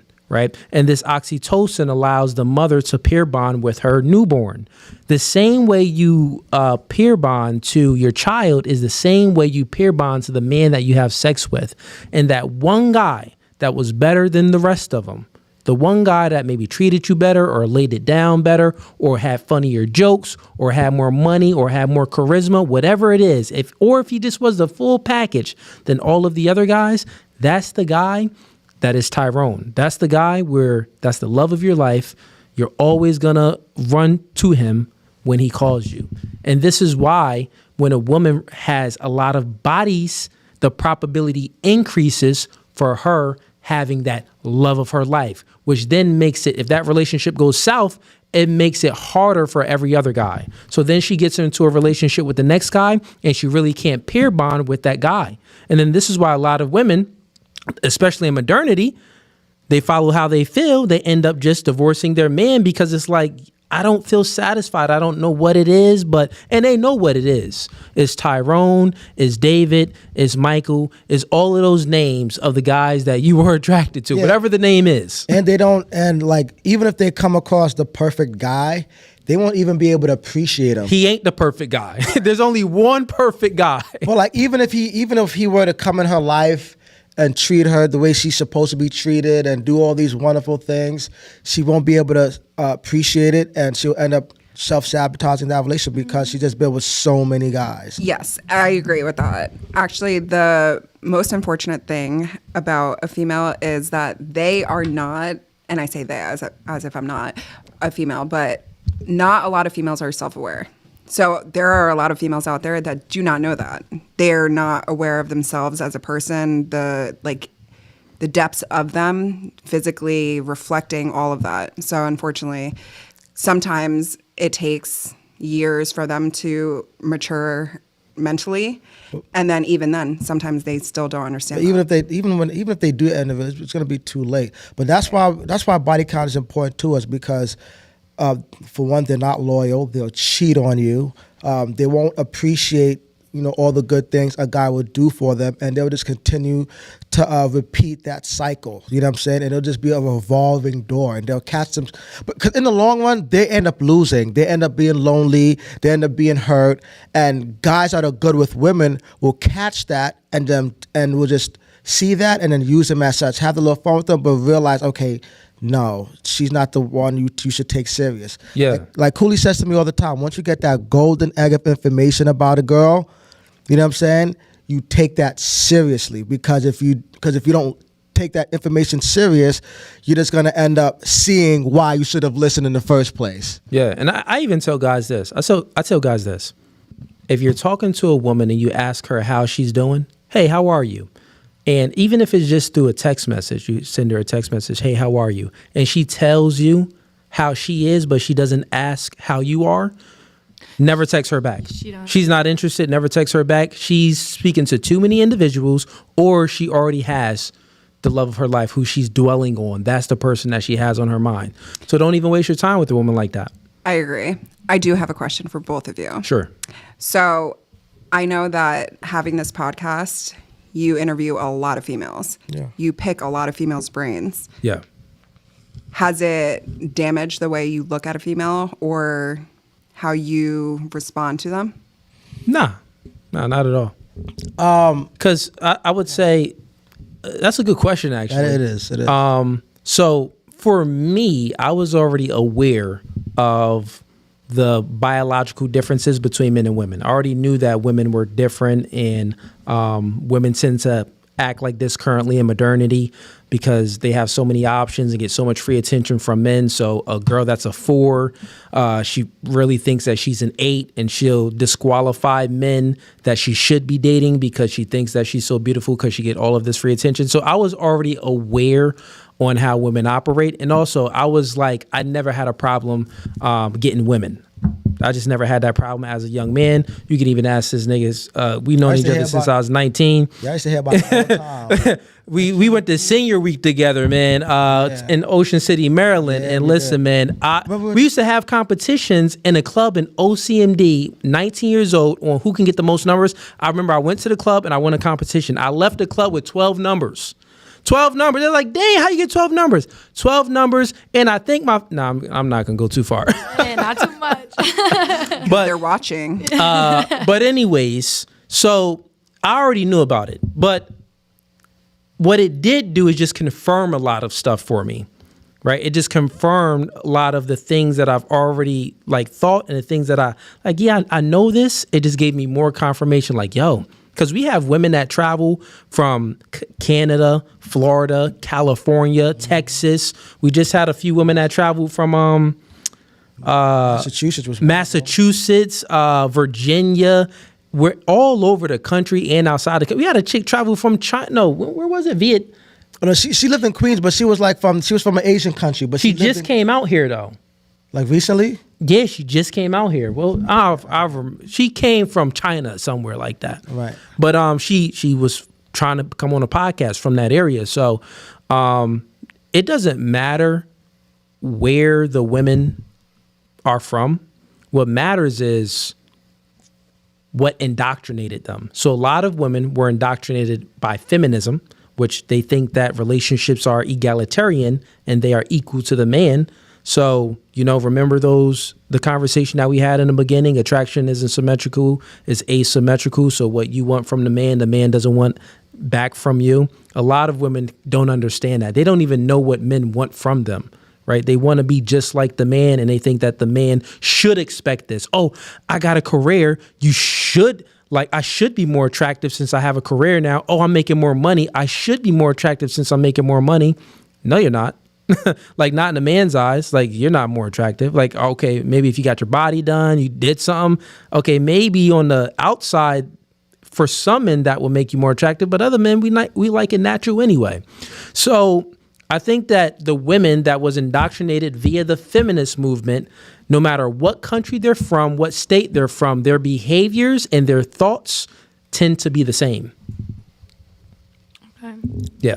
Yeah, I mean, for me, so your question was, what, do I look at women differently? From all the chicks we interviewed, you may look, I don't know.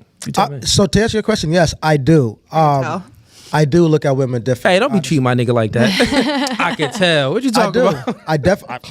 Listen, I was reading everybody in the kitchen, so I wasn't in the kitchen. Yeah, because as a kid, I was told treat women with respect, be nice to women, pretty much like almost every other guy.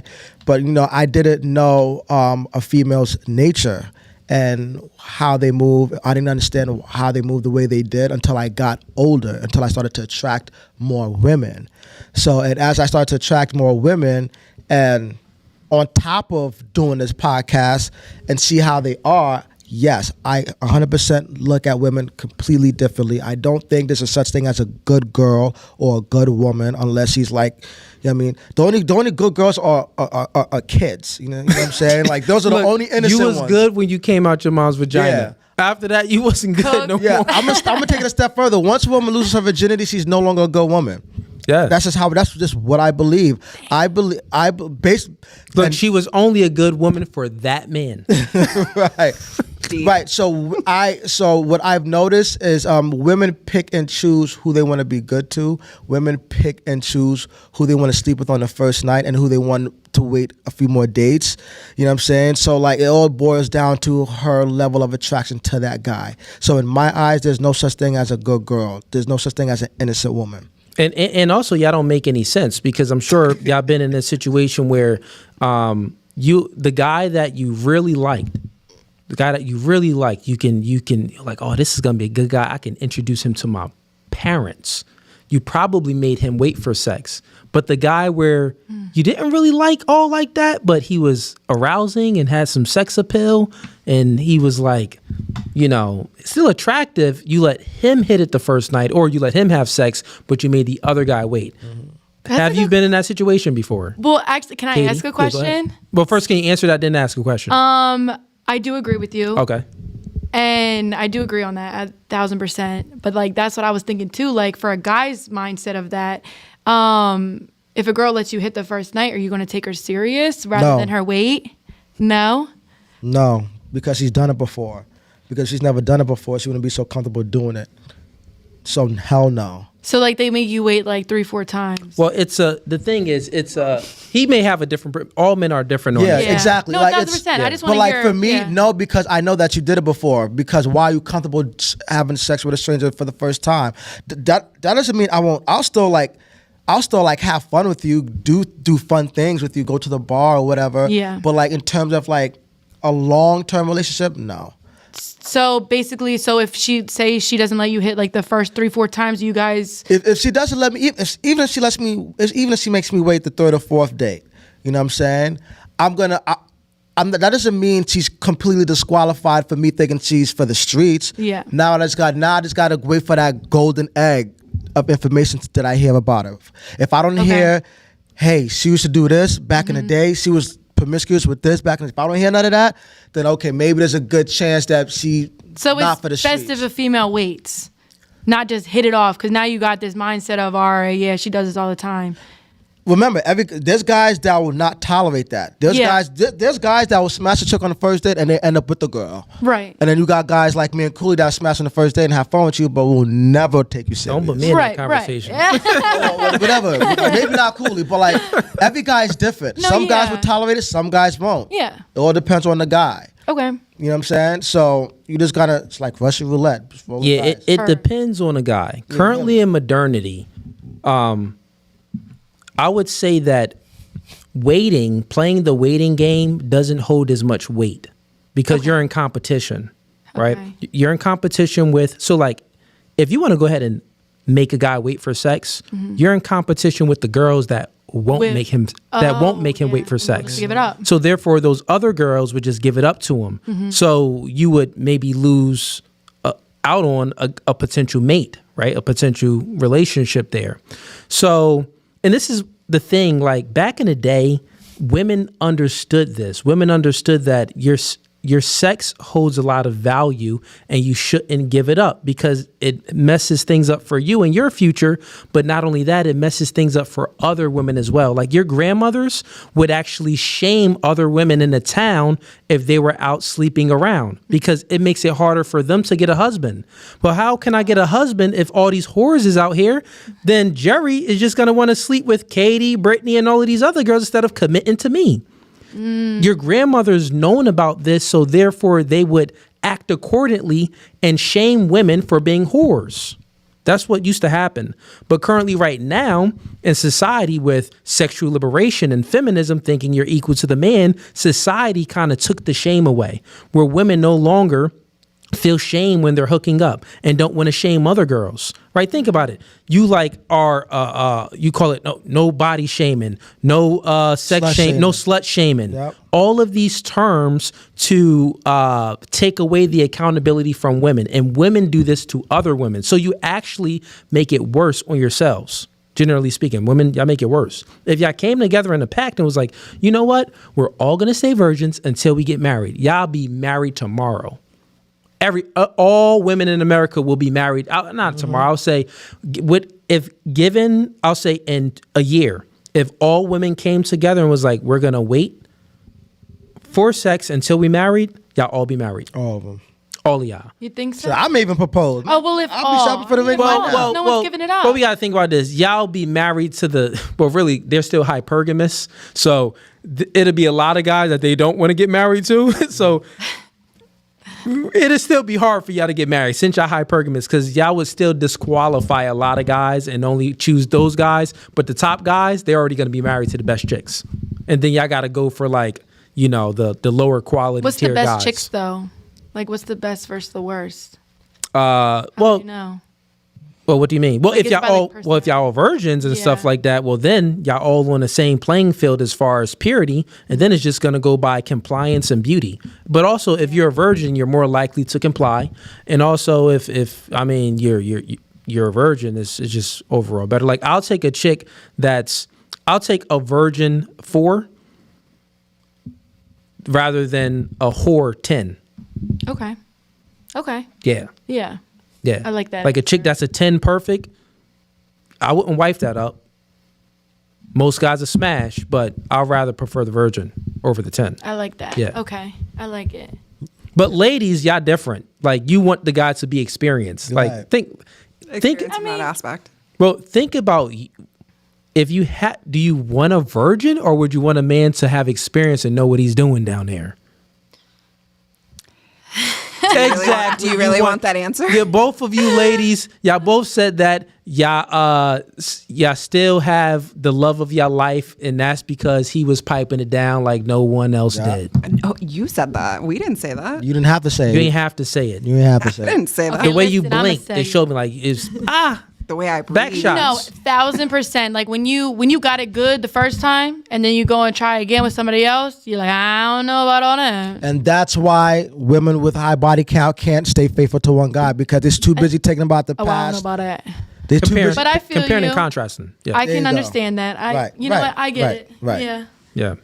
Okay, good conversation, ladies. We got great witnesses and $5. Cooley, I appreciate you understanding my reasoning behind my comments and breaking them down and expanding further. Yeah, man, I got you, brother. I got you, man. Yeah, man. So me and Ease, we got a good dynamic. I'll break things down and pick their arguments apart, and then I always pitch it to Ease, and he'll just go ahead and do the quick 1 or 2 liners.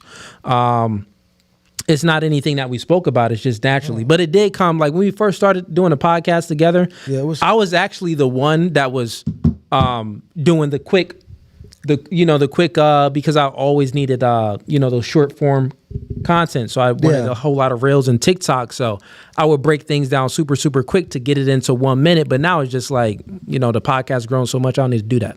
Yeah. I don't need to like prove a point. But my man Ease, we need to get a lot of clips out there for you, man. So working on it. That's why I got follow my YouTube. No Fugazi Ease. I got some clips. I'll be posting some more too. So I'm on it. Again, we got Mr. Thumberland, Mr. Northumberland, whatever it is, sends in $10. I appreciate you, man. He says, here's a tip for women. If you want your man to be a leader, don't call him your partner. Ooh. If you want him to be a leader, you have to be a follower. Ooh. Which I think about that. Facts. I kind of was just saying in examples. I never would say this is my partner.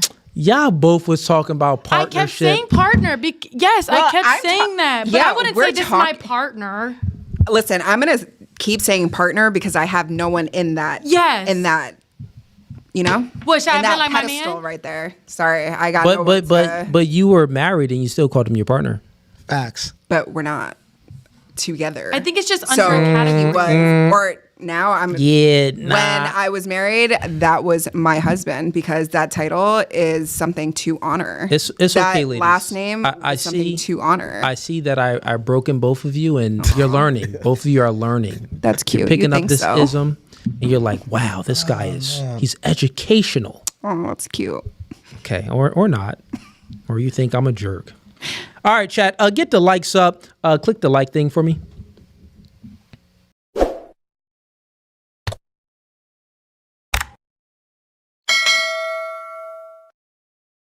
All right, chat, everybody in here, let's go ahead and get to this game. Pass me that game. Oh, God. Good grief. Good grief. Chat. Oh, this one. Oh, God. Chat. I don't even want to know what's Glaze me. Back up a little bit. Oh, jeez. You gotta be back here. Back a little bit. I don't want to play. Is it clear?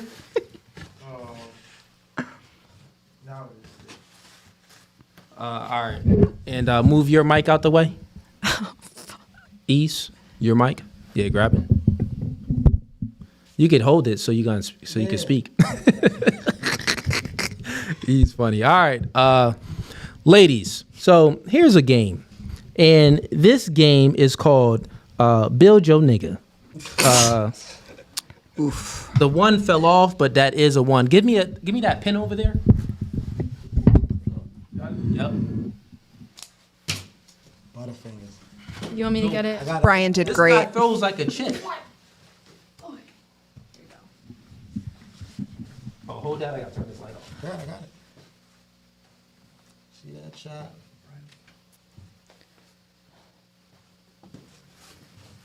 All right. One.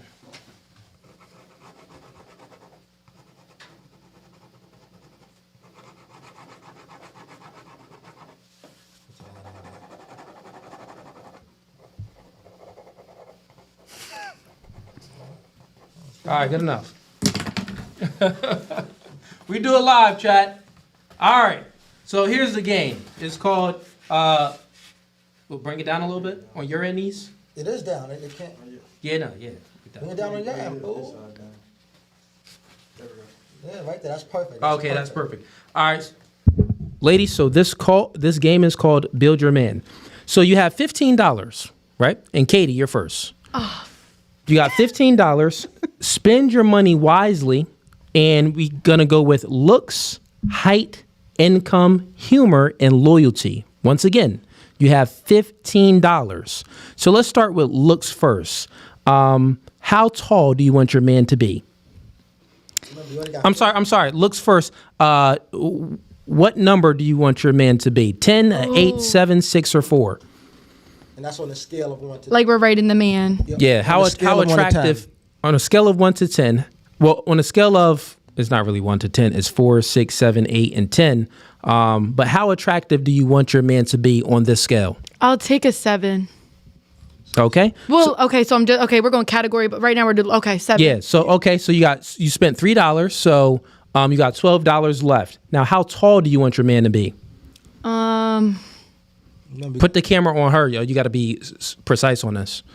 Oh, your 3's coming off. It's okay. Put it back.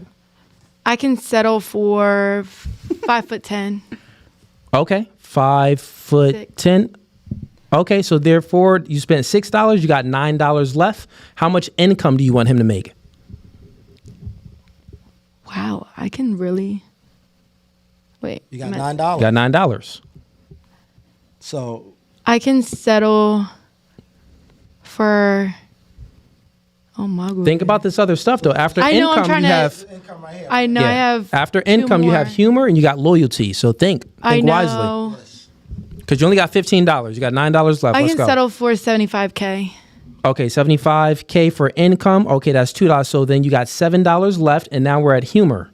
You want him to be very funny, kind of funny, dad jokes, or corny. Okay. I got 8, right? I'm at 8. Then you got $7. Oh, I got 7 left. Yep, Yes. $7. Okay, I have $7 left. So if I take if I do 4, I'm gonna have $3 left. But I want $4 left. This is bad. Oh boy, he need to be funny.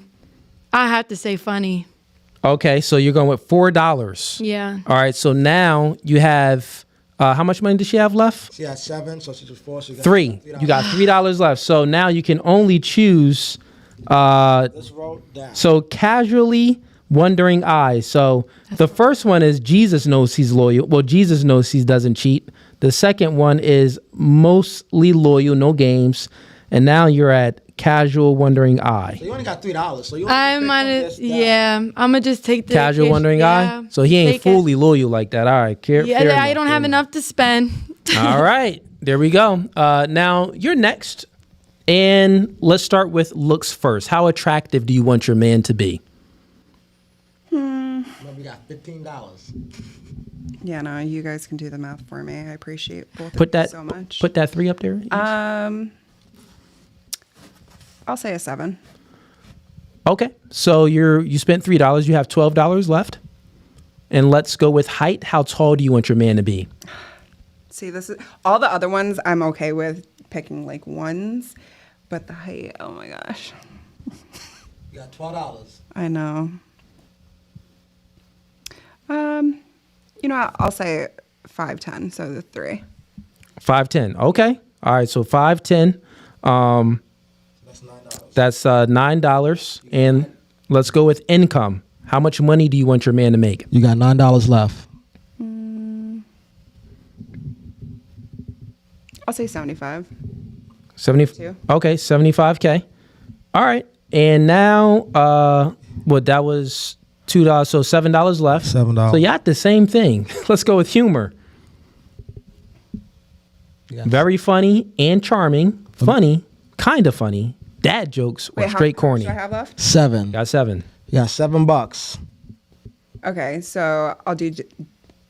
Honestly, I'm kind of torn between corny and dad jokes. So I'll do. You can make him dad very jokes. funny. No, I'll do dad jokes. Okay, dad jokes. And All right, now you got $5 left. You got $5 left. Jesus knows he doesn't cheat. $5. Oh, okay. Okay, all right. All right, Jesus knows he doesn't cheat. Okay, fair enough. Did your last nigga cheat on you? No, No? not while we were in a relationship. Okay, so you never been cheated on? Yes, but not from my last How tall was he? tall. How tall? I don't know. I'm 6'4". Was he my height or no? No, I think 6'4" are cheaters. Sorry. Wait, what? You think 6'4" is cheaters? Wait, what? Because I'm 5'10", so was he my This height? nigga is. No, you're not. This nigga's 5'4". Nah, I'm playing. But can we actually do this game in reverse for females? Oh Like- yeah, I like that. So What do you mean? So the last time we played this game, the lady said the same thing, and we can do it. So, me but go first? this board is not set for what we want. It's more set for what you want. That's But okay. you want to hear our answers though with this board? Sure. All right, so I'll go real quick. So, for looks, I'm gonna go with a 10. For height, for looks, I'm gonna go with a 10. Height, I'm gonna go with a 1. Height, I'm gonna spend $5, so that's a 10. You got $10 left. I'm sorry. Looks, I'm gonna go with. She's a 10, but that's $5. You got $10. Height, I'm gonna go with a 1. That's 5 for $9. Income. I'm gonna go with another 1. Humor. $8. I'm gonna go with a 2. And then loyalty, I'm gonna go with a 5. Okay. So for me, looks, 10, $5 out the gate. Loyalty, 5, Yeah. 10. I got $5 left. All right. Just spend it all or spend it at the bottom, or go. And then I got $5 left because I chose 10 and Jesus knows she's loyal. So height, I'm So gonna everything go else doesn't matter. height. I'm gonna go 5'4". So what? I said $5. I got $4 left. I don't care about the income really, but I got $4. I'll go with a 2, $75K. Why not? Because I got the bread. Yeah, you got $2 more. Dad jokes. $2 more. Dad jokes. Matter of fact, you probably want a corner. You don't even want to have dad jokes. Yeah. It doesn't matter. Dad jokes are corny either or. Yeah, women being funny doesn't matter. We don't really care about that. That's it. But the main thing for me was the looks and the loyalty. Yeah, loyalty is number 1. I don't even care if she's 6'4". I'll date her because I'm 5'10" anyway. So Right. I like the energy. All right, ladies. So that was the game. Hope y'all enjoyed that. Chat. Tell me if y'all like that game. Put a 1 in the chat if y'all like that game. Put a 2 in the chat if y'all like. Coolly make up another game. 1 in the chat if you like the game. We could always switch up the board. Make the board a little bit better or add some other questions in there. We could make a board for ourselves too, but we don't really need that. It's more fun. It's better for the girls. We got AZ sends in $5. Would you rather be cheated on and never know, or cheated or cheat and never have the other person find out? Good question. Let's start with Katie. So either me cheat and never. Yeah, have so them would you know, rather- them cheat and me never know? Yeah, would you rather be cheated on and never know? So he cheats, but you'll never know. Or would you rather cheat and have the other person find out? I would rather have them find out. Oh, Which one? honestly, I'm just not a cheater, so I would rather have them cheat and me never know. Okay. What about you? Same. I'd rather be cheated on than. Me do it. I would be guilty. I Got can't it. Do it. You want us to answer this question? See how different we are? Yeah. My answer's gonna be the same answer as yours. So we Yeah. would rather cheat Yeah. Of course. and have our chick find out rather than having our chick cheat. Correct. We don't want no slurs. It's so different from a female and a male. I just feel like So now you see why, since the things that we expect from one another, it creates things aren't balanced. It's never equal. It's not a partnership. It's always we expect different things. And the things that we expect actually creates a natural hierarchy. Well, if we really want to be correct, I did say sometimes it's gonna be like this, sometimes it's gonna be like this. It's not always gonna The be like this. expectations is all what you expect from the man is almost is always going to be the same. Now, of course, there's things different. Like if your man loses both of his legs, can he really protect you? You're more going to be his protector. Like there's exceptions don't make the rule, but there's always those weird scenarios that can fully change the gender roles. Yeah. But generally speaking, women, y'all actually want gender roles. Y'all want things to not be equal. Now, it's to say like you have an important role as a woman, right? Following a man's lead, being submissive, nurturing, whatever it may be like that. And the man role is important too. But I would say that it's more important. The man's role is it's more important. I agree. I do agree that a male's role is more important. Yeah. 'Cause I don't think a female will want to always take the lead. Like, That's where it's from. Like the man is the leader, so it's a little bit more important. Yes, You need to lead. I agree. Yeah. I agree on that. I would say both roles they hold value, but the value isn't even the same within the role because the man is there to protect you. So if he is not there to protect you, then if a situation arises, then it's life or death, right? The woman really doesn't look at the man to protect her. Like, so say if she stops submitting and stops nurturing, like, at least we're still alive. But if the man stops protecting, if a situation arises, you're dead. So the entire value, the importance is different. What's your thoughts on that? I agree with you on the most part. I do agree. Now they agree. Chat, we got them. I turned them, chat. Oh God. I turned them, chat. Chat. Glaze They're me. no longer bad girls. They're no longer bad girls. They're good girls. Wait, can I actually ask a question? Sure. Okay. So this is kind of like, okay, whatever. Anyway, so say we were dating or whatever. We weren't even dating. We just knew each other. We were getting to know each other for about like a month. I'll say a month. And I invite you in the morning to go somewhere to some event or whatever. And it's just like nothing crazy. And then I invite my one friend, it's a female, and she invites a bunch of other people. I just happen to know them, but I don't talk to them. And we all talked about it before we went out, like, oh, I haven't talked to them in forever, like, blah, blah, blah. We all go to the event. The other people show up. The one guy shows up with two things of... time out. This Sorry. sounds super, super personal. Did this happen before? Yes, I need a male's perspective. All right, go ahead. I do.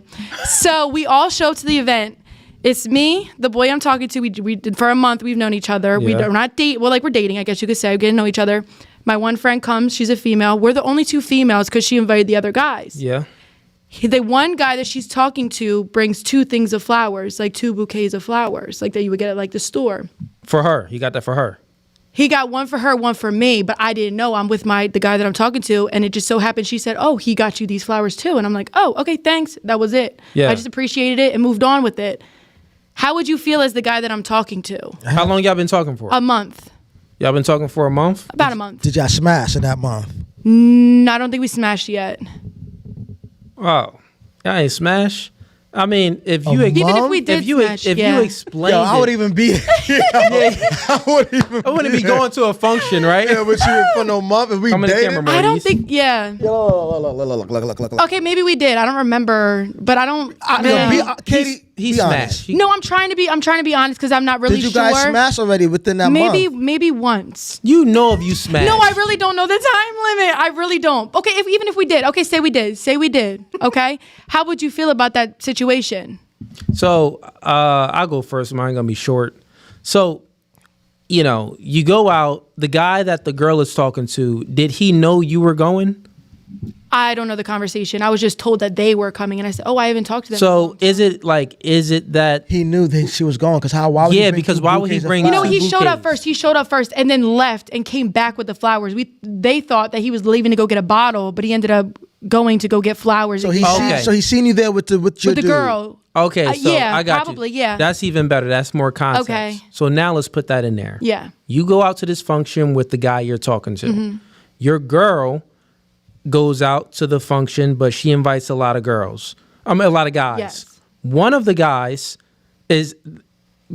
leaves that function, goes and buys flowers for you two. Now, is your friend talking to that guy? I think it was more. Yes. They were talking. Yeah. So I would say I wouldn't have any issue with that because he could have just, if he didn't know the dynamic, like, okay, like, I'm talking to you and things like that, since it's mad guys and only 2 girls, it all depends, like, maybe he just didn't know. Right? So I would not have an issue with the guy and take it as disrespect unless you were really mine and I was claiming you. Then it's like, nigga, why are you buying my chick flowers? Not only that, I wouldn't even say anything. I just would expect that you as my woman to not accept those flowers from the other guy.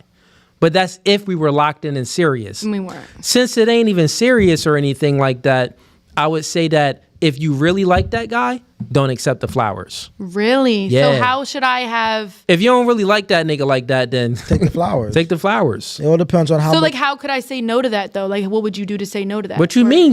Don't you say no all the time when guys walk up to you and trying to holler at you? Yeah, but this was someone I was friends with. We just haven't talked. It don't matter. You say no all the time. Say no again. Yeah, but if it's a difference if I knew Nah. You say no all the time to Oh, other he's males. gonna be hypier. Listen, you say no all the time to other males that you don't want, that you're not attracted to. You disqualify. So why not add him to the list and disqualify those flowers?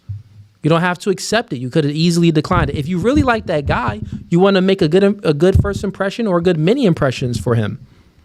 I guess. So me saying like no, thank you, and walking off would have been better. It's just like if you pretty much, I'm saying it's like this. If you out with a guy, right, and you at a bar or whatever, and maybe you just was talking to this guy, a month in, maybe I had sex, maybe I didn't. If another guy across the bar buys you a drink, and maybe you didn't even really see him like that, right? But if you accept that drink and drink it, you wouldn't really like that guy like that. Why are you accepting drinks from another guy? Why are you accepting flowers from another guy? So it's all on you, really. If you like him, don't accept it. If you don't like him, accept the flowers. Accept the drink. I'll give you a female equivalent. Let's say you're out with a guy that you're dating. You guys had sex. You guys are locked in, right? You guys go to a public event. All your friends, there's girls there. And a girl comes up to your man, says, oh, you look so cute or whatever. And now she's fixing his tie and she's fixing his shirt and she's putting his hair back and making sure he's... I think it's different when you're locked in with somebody. It's just different when you're locked But in. even if you're not locked, even if you guys made it clear to each other that you guys are dating, like, hey, I'm talking to you, we're talking to each other, And there's no one else involved. and it's no one, it's just. But they're okay. So and we're it getting to wasn't know like each other, that. and it's been a month, and you guys had sex, and then a dude just comes and gives you flowers. Like now, I'm thinking about how my back. You've been talking to them about how my back or something. Like, But we have a conversation. Now about it. I got mad. Now I'm gonna be scolding you. Like, yo, what the f was that about? never Like, come to the ending. side real quick. Like, so you've been talking. Like, why does he feel comfortable to give you flowers in front of me? You know what I mean? Like, I get it. I just I think don't. Put it I like think it this: also has to do if with he the bought my chick flowers, look, if we out, right? Here's how I operate. Hypothetically, right? Me and you out. You invite me out. I go to this function, and your girl is there. Bunch of other guys there, and then the one guy gets you flowers. I'm talking to you, but now I'm talking to your friend too.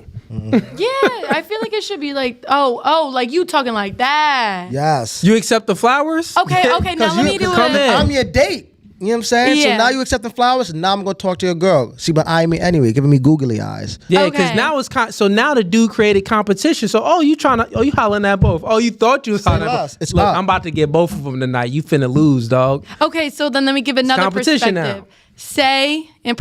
Say we were in a relationship. We've been in a relationship for like 5 months.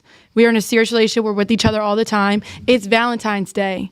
You give me flowers, and you also came back home with flowers for my best friend.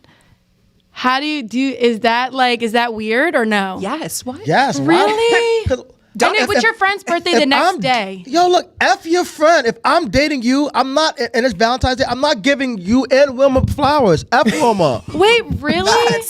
Yo, F that shit. Why am I man. Like, spending more bread? See, I liked that though, because honestly, I'm not skeevy of my friends at all. I want my friends to win too. look, if you're my girl, I don't owe Wilma shit.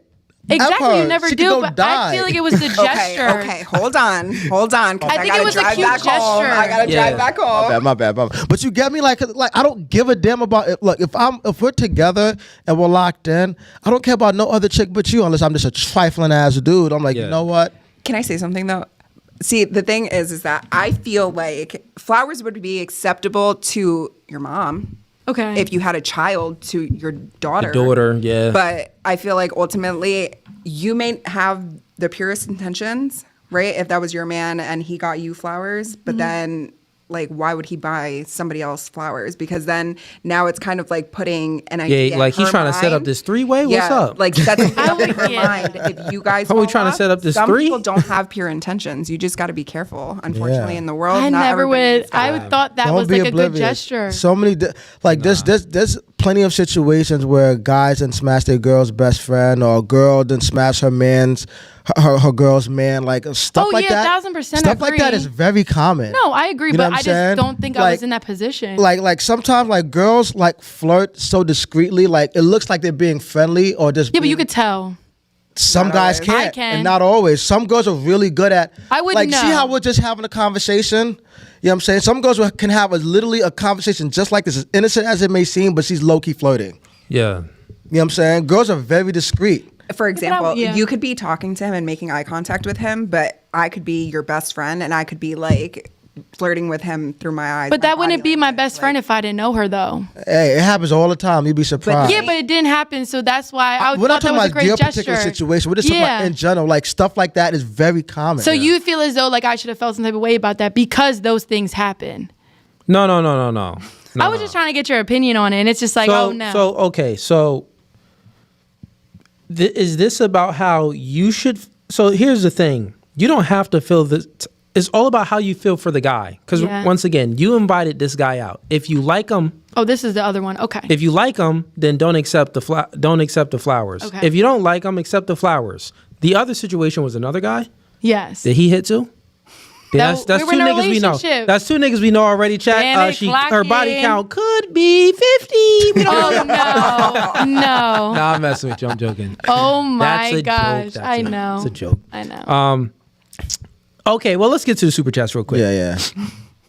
We got AZ sends him $5. If you heard an intruder breaking into your home and you woke up your man to stop him, okay, wait, real quick. Let me read that again. If you heard an intruder breaking into your home and you woke up your man to stop him, okay, would you expect him to go stop the burglar? Okay, got it.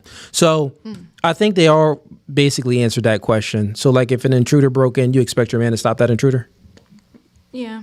I expect us to both go figure it out because you're not about to leave me in bed by myself. But I'm about to. You better be the Yes, leader. I though. am, You better because be you in front can't of me. save me, Wilma. You got to stay back here while I go fight crime. Hell Yeah, no. Wilma, you'll mess up. I know. You'll put I'm us sorry. both in danger because then he can grab you, hold you as hostage, and now I got to give the nigga everything he want because he got the love of my life. Facts. Or if I don't really love you like that, man, take her. But Take that shit. Don't worry. Wow. He'll give me back. Take her.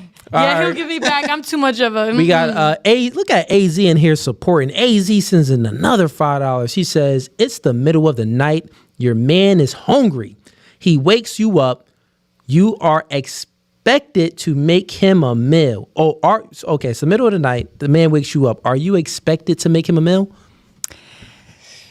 Wilma I'ma did give it. it- Let's go Wilma first. I'm going to answer this, and I have to reference back to that particular person. She in love. I'm- Yo, no, you I'm in sorry, love, no, no, no. Wilma. I was- Just give Just us get back with her, Wilma, bro. real quick. Absolutely Wilma, not. real quick. No, no, Just no, give us a absolutely yes or a no. No, the answer is no. Okay, now let's go to. I'll let No, let you explain. Oh, to answer the question, what the question was, yeah, Yeah. absolutely. I've done it. Oh, you gonna make him a meal? Yeah, I've done it. I would. Don't see. I knew I should have asked Katie first I'm sorry. because y'all competing of No, who. why? No, you didn't know what the meal was though. Did you do it before, Katie? I don't think I was ever asked. You were never asked. I was never asked, but it was like we were both hungry in the middle of the night. And I was But like, all right, you let me would. DoorDash. You would. I would. AZ, I see where you were going with this. You were going with, okay, they expect the man to protect them, but they not really willing to do their side of the duties on being nurturing and cooking for the man when he expects it. So, fair enough. That's the bare minimum. It seems like they were consistent on their answers. All right. But if you would have asked this question in the beginning of the podcast before I removed the indoctrination of feminism, Don't do they that. would have definitely fell for your trick, AZ. No, don't do that. They would have fell for your trick, homie.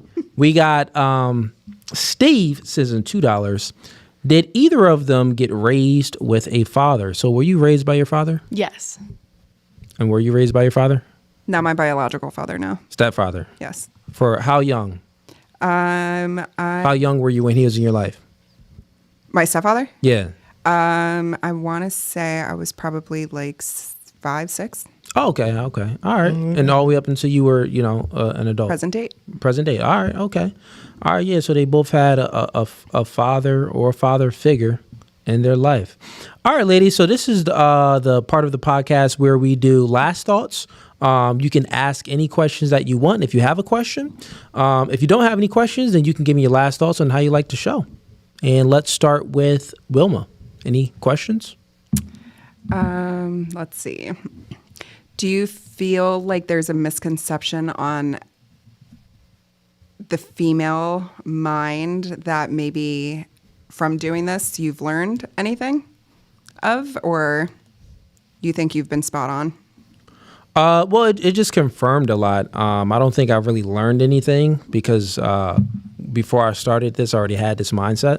Mm-hmm. But it just confirmed a lot. It just kept reconfirming a lot of the things that I already thought. And one of them, I would say, it could be one thing, not really a learn, it just confirmed. So women always like to come on here and speak about, it's how you say things, it's how you say it. But from after interviewing hundreds of women, almost 1,000 right now, I've learned that it's not how you say it, is what you say. So women can't handle the truth, and they don't really like hearing the truth. So when they hear a truth and it doesn't make them feel comfortable, they complain about it's how you're saying it. But it's not necessarily how you're saying it, is that the truth is making them feel bad, or the truth is challenging them to do better, or the truth is making them feel shame. That's what I've learned. Yeah. So especially if the shoe fits. Yeah. So is that like just a ballpark, or is it every female that you've interviewed? It's not every, but it's 99% of the women that I had on here. Okay. Yeah. It's the truth. They don't like hearing the truth. So that's one thing. The other thing is women like to be politically correct. So when they come on a show, they want to say the things that they hear on social media to be politically correct. They don't really want to try to ruffle anyone's feathers. And also they have hive mind. So normally this podcast is flooded with like 6 to 8 girls, and the answers would all kind of be very similar when we're going around the panel. So that's the other thing that confirmed that I've already known. So yeah, not really anything too new, but I would say those two things there. Yeah. What about you, Eze? Can you repeat the question? Honestly, I forgot what it was. Oh, so I'm not gonna lie. it was, did you learn anything from doing the show? Like, was there something that you've noticed of women's behavior that you didn't know? Yeah. I said it earlier. It all depends on a woman's attraction to the man. You know what I'm saying? No, but like specifically from this show. Oh, specifically from this show? Yeah. Did I learn anything? No, it's stuff that I kind of like had an idea already, kind of knew. Yeah. So nothing from this particular show. No. Yeah, it's just things that it just reconfirmed. Right. Some of the things that we already know. And what sparked the interest in wanting to know this specific like topics, like based off of all of your podcasts? Yeah. Why? Like, what sparked it? What sparked what? This podcast? No, like what sparked topic what sparked your curiosity and even wanting to like, yes, start it, but like from way back when, like even as a child, were you interested in like the mindset of people or? No. It is for you. Yeah, I wasn't interested in the mindset of, not the mindset of people, not as a child. I was playing basketball, and that's what I was focused on. I was a kid, right? And even in, high school and college and stuff like that, it was more like basketball and, working. But I would say be more specific with your question. Like, is it what sparked, like, why am I interested in like these type of conversations is what you're saying, of like getting into the minds of women, or what do you mean? Sure. Okay. Well, I would say that, I'll say this, right? Currently in modernity, things change. Women aren't the same how they used to be in the 50s or in the 40s when, they could only, like if they were a hot girl in a town, they were basically conformed to the other guys in that town, meaning that their dating options was limited because there wasn't no social media, it wasn't no dating apps. So normally the pretty girl, the popular guy got her, right? Mm-hmm. So like it was almost like an equal balance. Like if she was real pretty, maybe a cheerleader, she was dating a football player, Like that's how it was. But nowadays, in modernity, in the age of this new technology, social media, dating apps, Instagram, TikTok, all of this stuff, women get so much free attention, and with the ability, they can get flown out by Drake, by Chris Brown, by all of these guys. So average women have options from top quality guys, but they conflate the two. They think that it's an option for a relationship, but it's really only an option for sex, because most guys that DM y'all and hit y'all up, they don't want to take y'all serious. They just want to smash. So currently right now we are in a deregulated sexual marketplace because of that, right? Because women hold access to sex. Men hold access to relationships. Women want the top guys. The top guys are only smashing those women. They're only giving relationships to a small percentage of women, right? Mm-hmm. So now we're just living in a deregulated sexual marketplace. So that's one of the reasons why I went ahead and, wanted to have these conversations and bring women on. And not only that, I believe that the nuclear family is what's best for society. It was the backbone of the society in the 50s. And I think that is the only thing that can keep the society going, which is a man and a woman having children in a relationship where there's a patriarchy. The man is the head of the household. The woman is subordinate and she follows the man. I think that those relationships work best. I think that women respect those relationships. I think that the opposite, women tend to grow resentment for the equal relationships, because if it's truly equal, then, y'all going 50-50. If someone smacks your butt, y'all rock, paper, scissors, shoot on who's going to beat the person up. You get what I'm saying? It's if it's truly equal, but it's never truly equal. So I think that feminism is a lie. Patriarchy is necessary, and relationships work best when they're gender roles. Interesting. Yeah. And most women would agree. They just hate the way we word it. Yeah, they just, y'all be in y'all feelings sometimes. It's okay. Good question, though. Any other questions? Because for you or no? So I'm a huge believer that females can only understand to the capacity that they can understand, right? We can only imagine like the things that you guys go through, but you guys are the ones living it, right?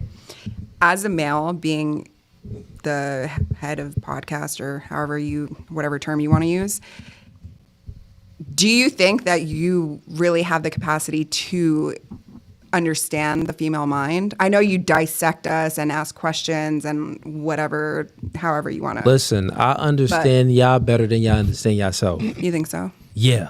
Okay. I understand y'all better than y'all understand yourself. And this was way before I did the podcast too. Yeah. Like, he'll tell you, like I understood y'all.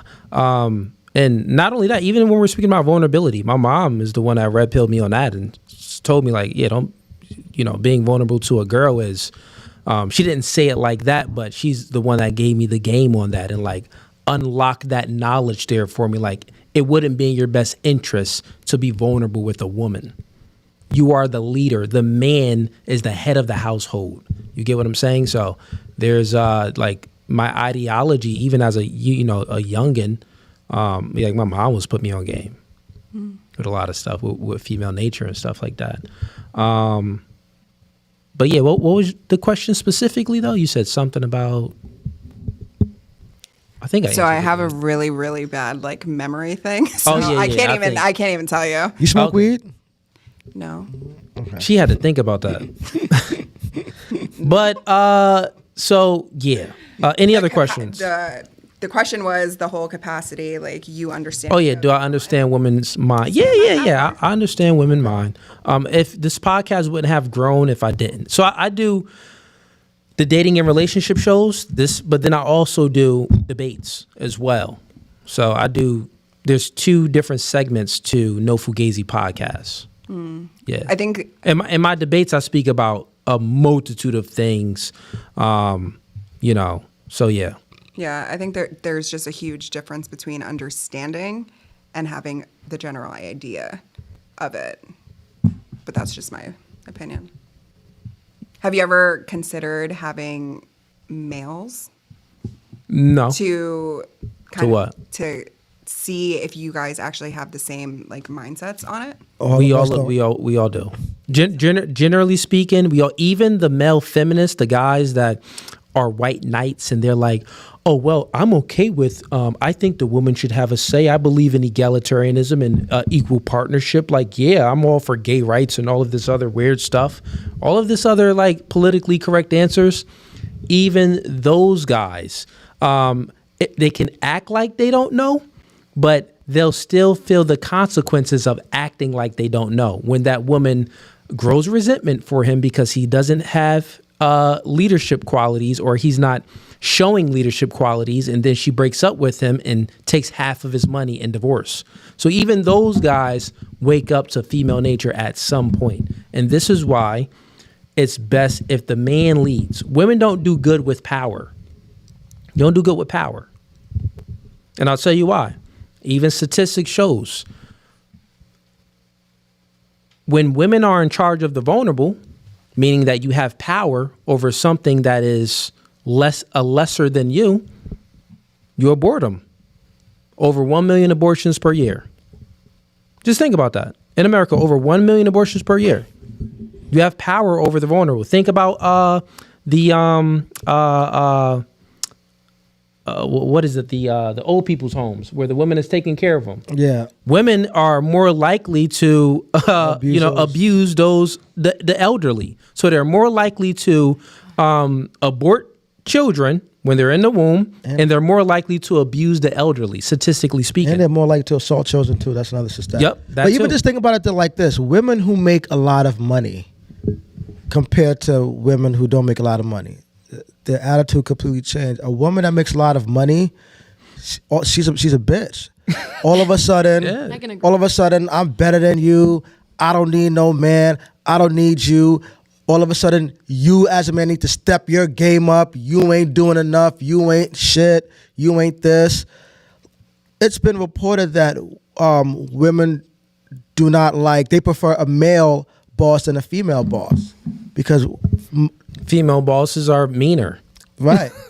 Like y'all just, that's why men aren't really, that's why we don't care about your money. For one, y'all don't share your resources. But for two, when women start to make money, y'all not even nice. Like, you know, when a man wants to, all right, for example, if I make more money than you, I want to take care of you. I want to make sure your life is easy. If you make more money than me, you want to leave me. You want to look for the next man because you're hypergamous too. I ain't good enough no more when I was. Do y'all know that about your own nature, that you are hypergamous?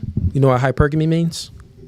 Okay, so hypergamy just means that from a mating aspect, you prefer a man that's either on your level from a social economic status, meaning that, okay, I'll date a man that's making the same. I'll date a man, that maybe has the same social status as me. Like if I'm the popular one in the town, he needs to have some maybe type of popularity. You're looking for that status as well. But you will not date a man that's beneath you. Generally speaking, women don't date a man that's making less than him without any potential to make more than her. I'll say it again. Generally speaking, women do not want to date a man that's making less than her without him having the potential of making more than her. Right? So that's hypergamy. You would actually, what you do want is a man that's either on your level or above your level, not below your level. That's your nature. Men, and think about it, I'll take it a step further. If you do settle with the man that's below your level, you grow resentment for that man. You grow resentment for him. You start to talk bad to him, start to shame him, start to nag him, just start to disrespect him. Generally speaking, that's what women do. Now, men on the opposite hand, we're different. We're not hypergamous. We don't care if the woman makes less than us. We don't care if the woman is shorter than us. You get what I'm saying? Like you want a man taller, stronger, makes more money. We don't care if the woman is shorter, makes less money, less competent. We don't care if she's not that smart.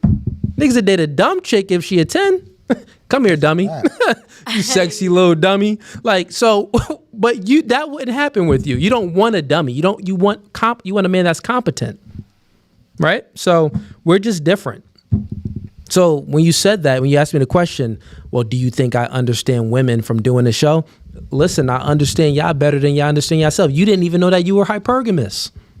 And you can Google it. The science would tell you this. A term compared to actually knowing what. Oh, but after I explained it, it makes sense though. Like I said, the term I may not have known, but the meaning behind it. The acts of actually doing it is something completely different. Okay, so the meaning behind the term, you understood that. Yeah. Okay, fair enough. Yes, she just probably didn't know that there was a word for it. Yeah, word for it. Yeah, there's words for a lot of stuff. Shock. But yeah, Wilma, good questions. Anything else? No, I don't think so. All right, cool. Well, how'd you like the show? It's just the four of us. It would have been way more interesting. Yeah. Well, she's gonna go last. But what about you? How'd you like the show? And would you come back? It was cool. Yeah. And yeah, I'd come back.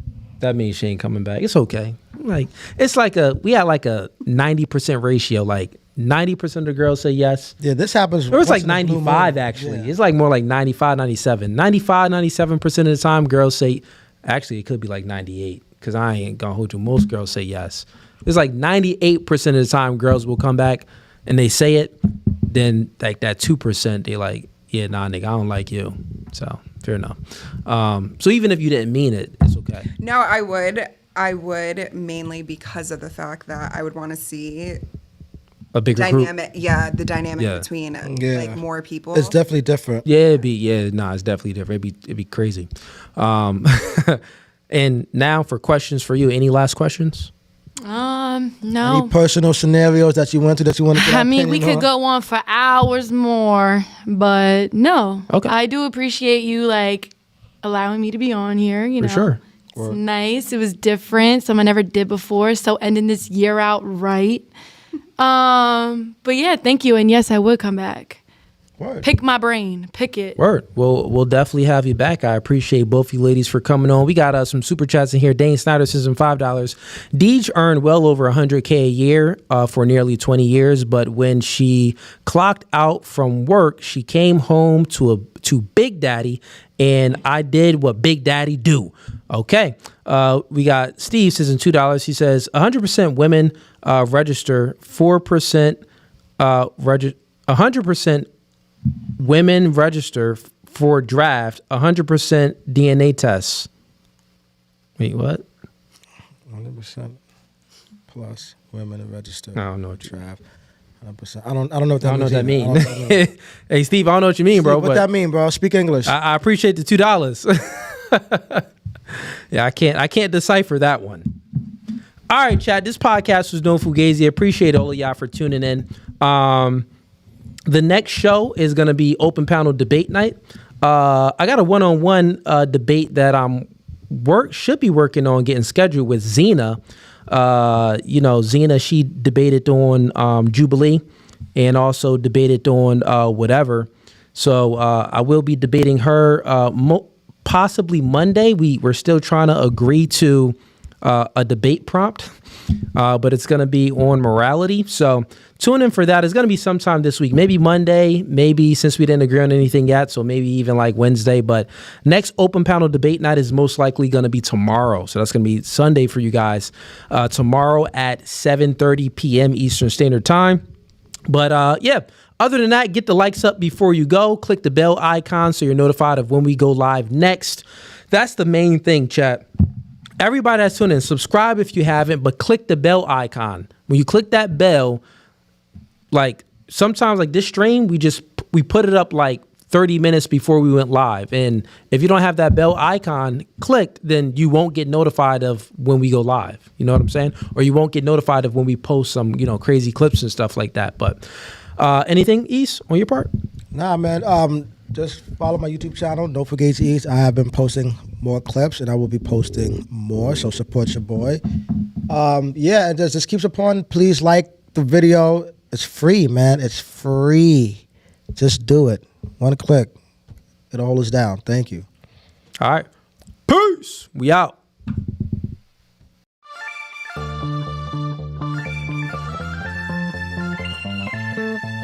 And y'all see the suit too, man. Listen, new studio. new podcast by the spirit, not by the letter. Bro, we can go verse for verse all day long. Doing new things are okay with understanding the reality that we are in competition with one another. But you ladies think that you're special. You are in comfort. Men are men of their word. So here's my word. I'll fly you out here and we can do it in person. And after that, we could box. I'm about my business. So remember I said, when I ask you these questions, I will dismantle your entire argument. That's the end of the debate, my dog. I'm 39, but I don't look your typical 39. Belly, Yeah. you look 39. It's okay though. That man isn't intimidated by a woman like you. He's annoyed by a woman like you. Because a man